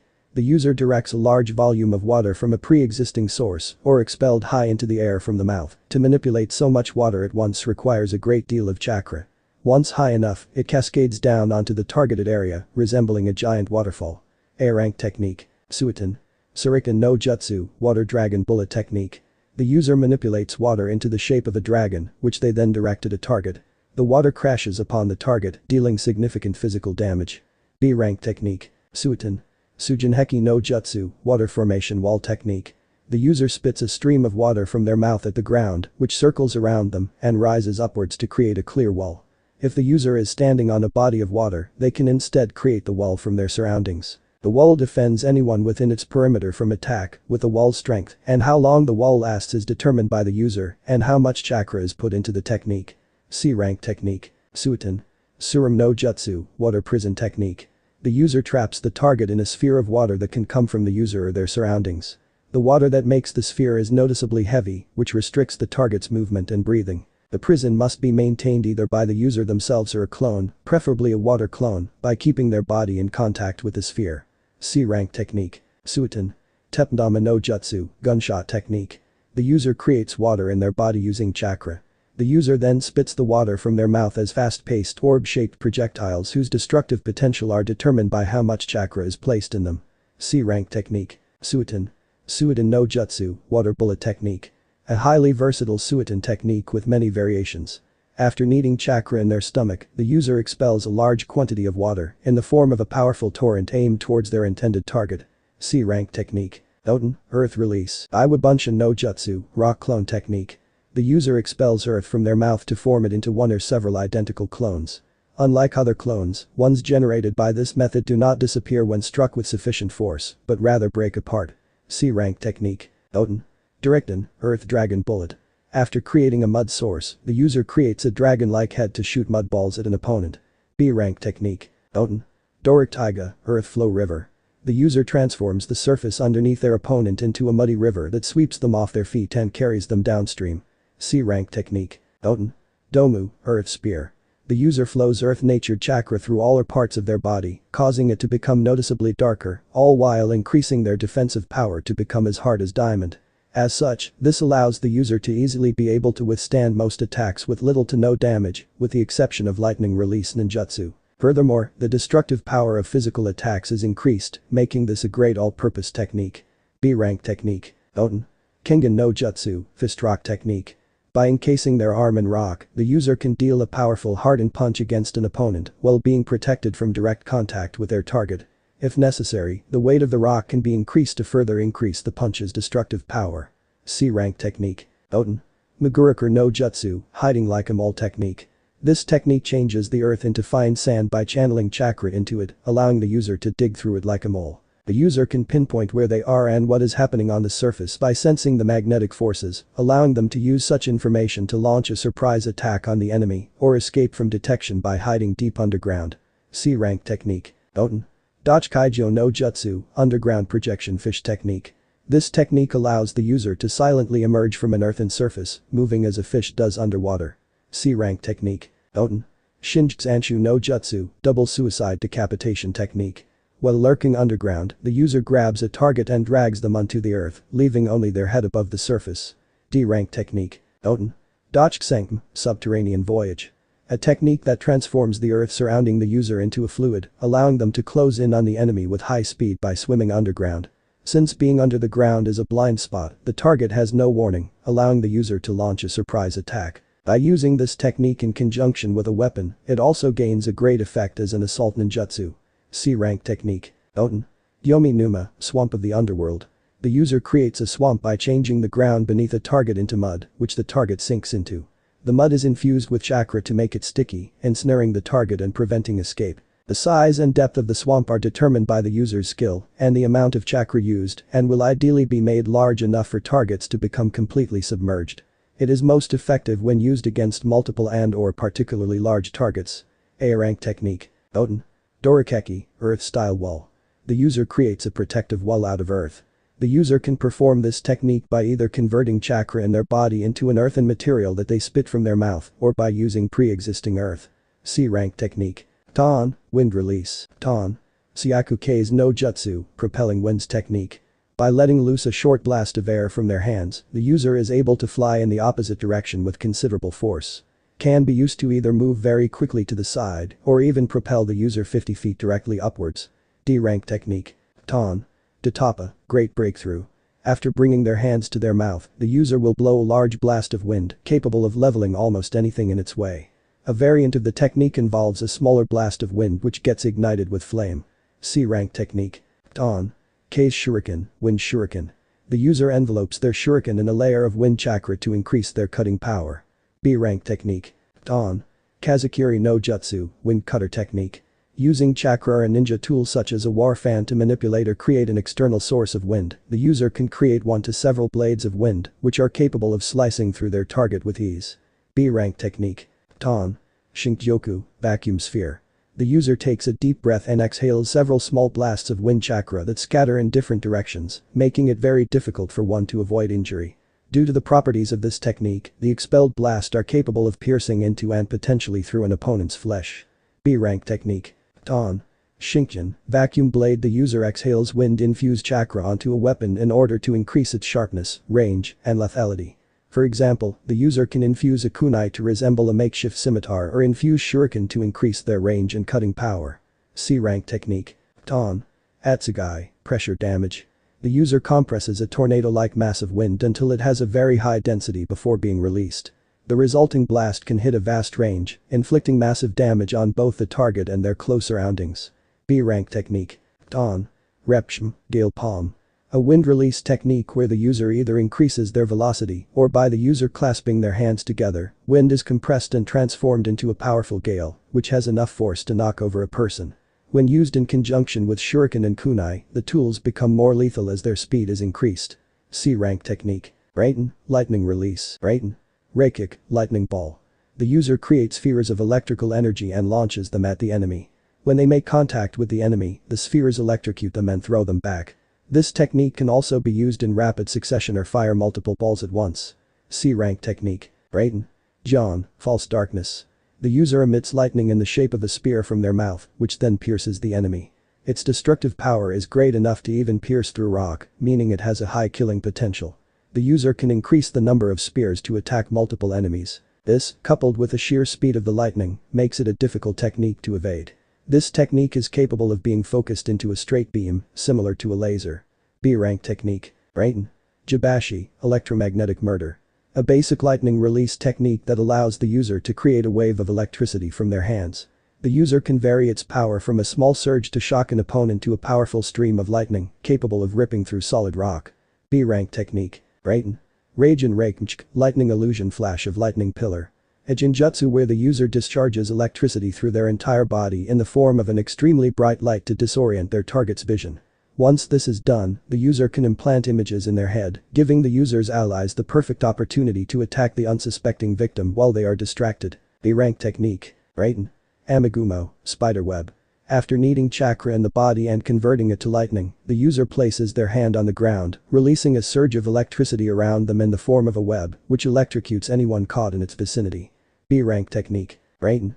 LB Derebu, overdrive. By utilizing lightning release, the user can speed up the signals that are sent from the brain to the muscles to increase the user's striking speed. The technique also gives the user cutting capabilities from barehanded attacks. C-rank technique. Ninjutsu, illusionary techniques. Hakuanjo no Jutsu, bringer of darkness technique. The user places a hallucinatory darkness on a target's eyesight, causing them to see nothing but black. The technique requires large amounts of chakra to properly perform and is incredibly difficult to disrupt and dispel. A-rank technique. Meijin. Jigoku Gauka no Jutsu, demonic illusion. Hellfire technique. A jinjutsu technique that causes its target to see a vision of fire. After the user forms the needed hand seals, a huge ball of fire will descend from the sky to envelope his target. The victims of the jinjutsu will believe they are being engulfed by a torrent of fire and flee their location for safety. B-rank technique. Meijin. Jubaku Satsu, tree binding death. The target experiences the illusion of a tree coiling around them, preventing them from moving. Because the targets are immobile yet still conscious, this technique is a useful way to perform interrogations. Alternatively, users can simply kill the immobilized targets. B-rank technique. Ninjutsu. Sharingan, illusion technique. Copy wheel eye. By establishing eye contact with a target, the Sharingan user traps them within a jinjutsu which can be exploited for one of various purposes, such as causing instantaneous but temporary loss of consciousness or paralysis in the target, forceful extraction of information, relaying memories, removing jinjutsu placed on the target by others, and controlling a target's actions. Meijin. Kasagi no Jutsu, shackling stakes technique. Firstly, this technique requires the use of the jinjutsu. Sharingan. The opponent is caught in the illusionary world created by the user, and the victim is tormented with the sensation of having spikes driven through them, taking away their body's freedom. At the same time, the physical pain accompanying the illusion reveals that the greatest use this technique has is torture. C-rank technique. Meijin. Kim Tenchi 10, mirror heaven and earth change. When a jinjutsu is used on them, the user quickly decrypts the jinjutsu with their Sharingan to understand how it works. They then perform an identical jinjutsu on their attacker, causing a jinjutsu reversal. The effectiveness of the reverse genjutsu relies on how strong this technique's user is relative to their attacker and whether or not the attacker has any Kekkei Genkai of their own. C-rank technique. Meijin. Kokoni Arazu no Jutsu, false surroundings technique. This technique layers an illusion over a location, causing it to look like a different location. Because of how wide an area the illusion can be placed over, that in turn makes it easy to trick others. Any who enter the area will be affected by the illusion and see the false location. But to create an illusion on such a large scale and to potentially deceive so many people raises the chances that the trick will be discovered by someone who is familiar with Genjutsu. C-rank technique. Meijin. Nij Kokoni Arazu no Jutsu, double false surroundings technique. This technique places another illusion within another illusion created by the user. When the target dispels the first illusion, they will not realize that a second is in place. B-rank technique. Hori Shinch no Jutsu, Sly Mind Effect technique. This technique causes a target or targets to, while walking in what they believe to be a straight direction, instead walk around in circles. C-rank technique. Okay Hina-chan, we've got plenty of jutsu now, and my clones have finished copying down anything that may be useful in the other sections. Naruto spoke as his clones came over to their location so he could seal everything into a master scroll. Okay, Naruto-kun. Now it's time to head to the Haiku compound for their scrolls, and then we can finish the night with a stop by the Senju compound for the information we need from them on your Mokuton. Hinata replied with a small smile as Naruto finished packing everything away before the two of them stealthily made their way out of the Uchiha compound and headed for the Haiku. As they snuck their way to their next target, Naruto remembered the conversation he had with Hinata a couple days after she moved in with him about her former clan and the promise he made to help her achieve her dream. Flashback 3 days after Hinata started living with Naruto. Naruto and Hinata were currently eating breakfast together after they finished their morning workout when they started talking about what their hopes and dreams for the future were. So Hina-chan, what are your dreams for the future? Questioned Naruto after he got done explaining what his dream was. Hinata was still a bit shy around him and was currently blushing slightly when he had mentioned his desire to have a big family, but at least her stuttering and fainting around him was almost gone. Well, I know that I want to become a powerful kunoichi to prove to everyone that I'm not weak, but even though I was banished from my former clan, I still wish to get rid of the Keigo no Tori no Juin and unite the two branches of the family. I know that I may sound naive, but even though the elders branded me and threw me out and most of the other members of the main branch were cold to me, I still want the Haiku clan to be united as one big happy family. And the branch family members were always kind to me, so by getting rid of the Haiku Juinjutsu I'll be able to repay their kindness. She replied with confidence. She didn't know it yet, but Naruto's personality was starting to rub off on her. She was slowly becoming more confident in herself and had even started helping Naruto with his pranks. Especially against a certain duck the Timo Wannabe Avenger and arrogant Dumbus, dog user. You're not naive Hina-chan. You are a kind-hearted person and I promise you that I'll remove your seal and then help you achieve your dream. He promised. After all, with the help of his Kage Bunshin, his father's notes on Fuinjutsu, and the help of a millennium-old fox demon that had been sealed within 2 Uzumaki seal masters, Naruto was progressing at a rather nice pace. Already he was a level 3 seal master, and that was 3 out of 15 levels after 7 months of training. Then flashback, Naruto was broken from his thoughts as the Haiku clan compound came into sight. Stopping a good distance away, the two of them scanned the compound from afar, Hinata once again using her Byakugan and Naruto using his unique sensing abilities. According to Kikbi, his sensing ability was actually a combination of 3 different abilities. The Uzumaki clan's Kagura Shingen, Mind's Eye of the Kagura, a rare ability that allows the user sense chakra from exceptional distances in great detail. The negative emotion sensing ability that he gained from being Kikbi's Jinchuriki, which allowed him to sense negative emotions such as hatred and kai, killing intent, and finally the ability to sense the electrical current emitted by every living creature that he gained due to incredibly high affinity for lightning. These 3 abilities combined made Naruto the ultimate sensor, able to tell when someone is lying, sense any living creature whether they had chakra or not, and was able to locate, identify, and track anybody, no matter how well they disguised themselves. It was thanks to Naruto's sensing abilities combined with Hinata's Genjutsu that allowed them to locate and map out the guards patrolling the Haiku compound. With the guards all located, Naruto and Hinata were able to sneak into the compound and make their way to the clan's library while avoiding detection. Once there, they proceeded in the same manner as the Uchiha compound, with Naruto creating several clones to help them start copying everything useful. While the clones were doing that, Naruto moved over to the vault that held one of the 2 master copies of the clan's various scrolls. Having talked to Hinata about it, the two of them agreed to make a copy of both the master copies that the clan elders had locked away in case there is anything useful or important in them that the elders don't want anyone to know about. So, using his Kamui ability, Naruto easily slipped into the vault without tripping any of the security measures before bringing out a special seal he had managed to locate in his parents' house that was developed by the Uzumaki clan that allowed the user to make a complete copy of any scrolls. It was developed to make it easier to copy important documents and scrolls without having to manually do it by hand. Placing the Hyuga clan scroll on the seal, Naruto activated it. Now, Uzumaki Fuinjutsu. SH plus Rusakumur Gemini. Fuin, Uzumaki sealing technique. Seal scroll Gemini. Seal. But the flash of chakra, a duplicate scroll appeared next to the original. With a small smile to himself, Naruto quickly sealed away the duplicate scroll before returning the original to its resting place. Exiting the safe, he saw that his clones and Hinata had finished with the library and was waiting for him. Dispelling his clones after collecting and sealing away their findings into his master scroll, Naruto and Hinata slipped out of the library and began sneaking towards the meeting room for the clan elders. It took them 10 minutes to reach their destination, having to slip into several empty rooms to avoid a patrolling Hyuga clansman. When they reached the door to the room, Naruto took Hinata's hand and pulled them through the wall to get past the chakra lock that was on the door. Once inside, Naruto and Hinata scanned the room and eventually located the hidden safe. Quickly moving over to a blank expanse of wall, Naruto once again grabbed Hinata's hand so they could move into the vault without tripping any of the security seals. Once inside, the two of them were surprised that instead of containing a single scroll, there were over a dozen scrolls along with several documents in glass cases, and at the center of the room was a case containing a scroll with a red swirl on it. Narrowing his eyes at the scroll, Naruto quickly made several clones to inspect and if necessary copy the various scrolls and documents around the room while he and Hinata headed to the center of the room. As they were looking at the scroll in the case, Hinata decided to ask Naruto something that was bugging her. "Ano Naruto-kun, do you have any idea what any of these documents are and why does this scroll have your clan symbol on it?" In a curious tone. Thinking it over for a moment, Naruto finally spoke.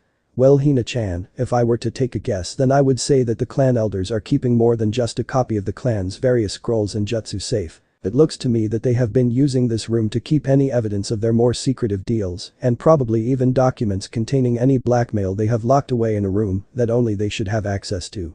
I'd also bet that this room has clan items and probably weapons that they've secretly taken and kept to themselves so no one else can have and/or use them." Causing Hinata to narrow her eyes before nodding in agreement as she looked around the room.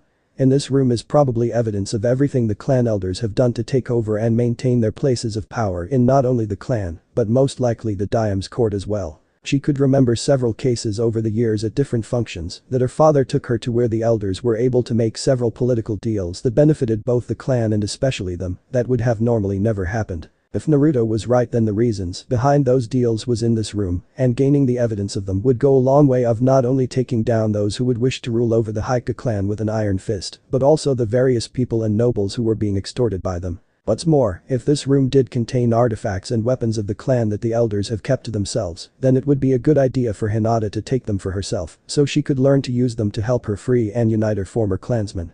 Hinata was broken from her voice by Naruto as he began speaking. "As for why this scroll has my clan symbol on it, if I were to guess then we're most likely looking at the source of the Keigo no Tori no Juin and how the Hyuga clan got such an advanced piece of Fuinjutsu."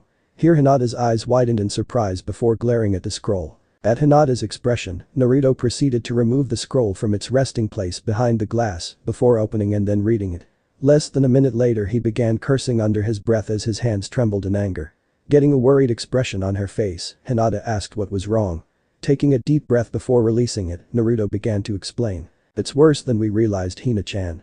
This is a letter that was sent to the Uzumaki clan that contains information and a copy of a very dangerous and illegal seal that was sent to my clan in the hopes that they would be able to create a counter seal. According to this, the Keigo no Tori no Juin is in fact a bastardized version of a very advanced slave seal that was discovered and then outlawed almost a century and a half ago after it was used to enslave the royal family and nobles of a small kingdom in what is now Tetsu no Kuni, Land of Iron. That seal is one of the main reasons shinobi aren't normally welcomed into the country unless they get special permission to enter.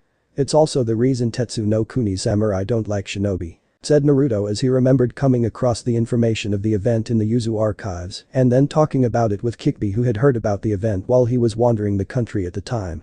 He was broken from his memories by Hinata asking what exactly the seal did. What it does is basically train the person it's placed on to willingly follow the commands of whoever has the master seal on them.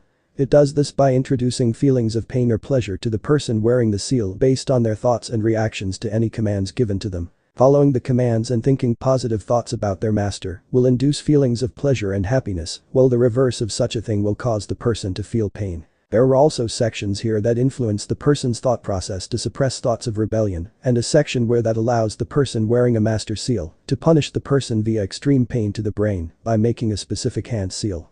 He replied, causing Hinata to gain an expression of horror at what the complete seal is capable of. Naruto decided to help assuage her fears by giving her some good news. The good news is that it appears that the elders weren't able to replicate the full seal, and the parts that they did replicate weren't done properly either.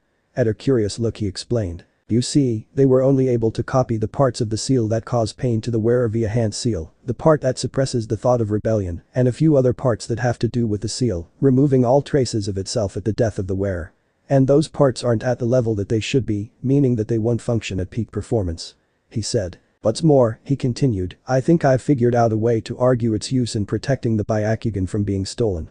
You see, the parts that have to do with the seal disappearing with the death of the wearer were done in such a way that on the wearer's death, as the seal disappears, it causes the chakra pathways in the body to basically burst open. This is what protects the Hyuga clan's jutsu, because the chakra pathway's destruction also includes the ones that allows chakra to be channeled to the eyes, and the bursting of chakra will also damage the Byakugan due to the uncontrollable amount of chakra that enters them, thus rendering the eyes useless. Hinata took a few minutes to take all the information in before asking how that will help them argue its use in protecting the Byakugan from being stolen. With a smirk he replied. Because, it will only happen with the wearer's death. This means that all someone has to do is take the Byakugan from them while they're still alive and they'll have a fully functioning jutsu. Hinata gained a look of shock since with this information, there was a huge gap in the Byakugan's so-called protection. This also means that there may be a chance that somebody else had found out and could have stolen the Hyuga's jutsu, which means that there may be unaccounted for Byakugan out there. This meant the elder's entire claim about the seal being for the Hyuga clan's protection was a complete load of crap. Narrowing her eyes at this revelation, Hinata came to a decision. Turning around, Hinata began ordering the clone to start sealing away everything in the room. They weren't going to simply copy everything down, instead they were stealing everything in the room without leaving behind anything as a message to the elders and their allies. This would cause them all to sweat, since they would realize that someone out there knows all their dirty secrets. Getting nods of agreement, the clone proceeded as ordered, and in less than a minute the room was completely bare. With that done, the clones dispelled themselves, and Hinata and Naruto made their way out of the Hyuga compound and towards the Senju, where they proceeded to copy anything to do with the Mokuton and any advanced chakra exercises. When they were finished, they headed back to Naruto's apartment and turned in for the night with their bounty safely stored in Naruto's Kamui dimension. What if Naruto secretly has Sharingan council bashing? Thanks for watching my video till the end. If you enjoy this content, then do consider subscribing to my channel and leave a like if you guys need the next part, comment down, and thanks for watching the video and see you guys in the next video.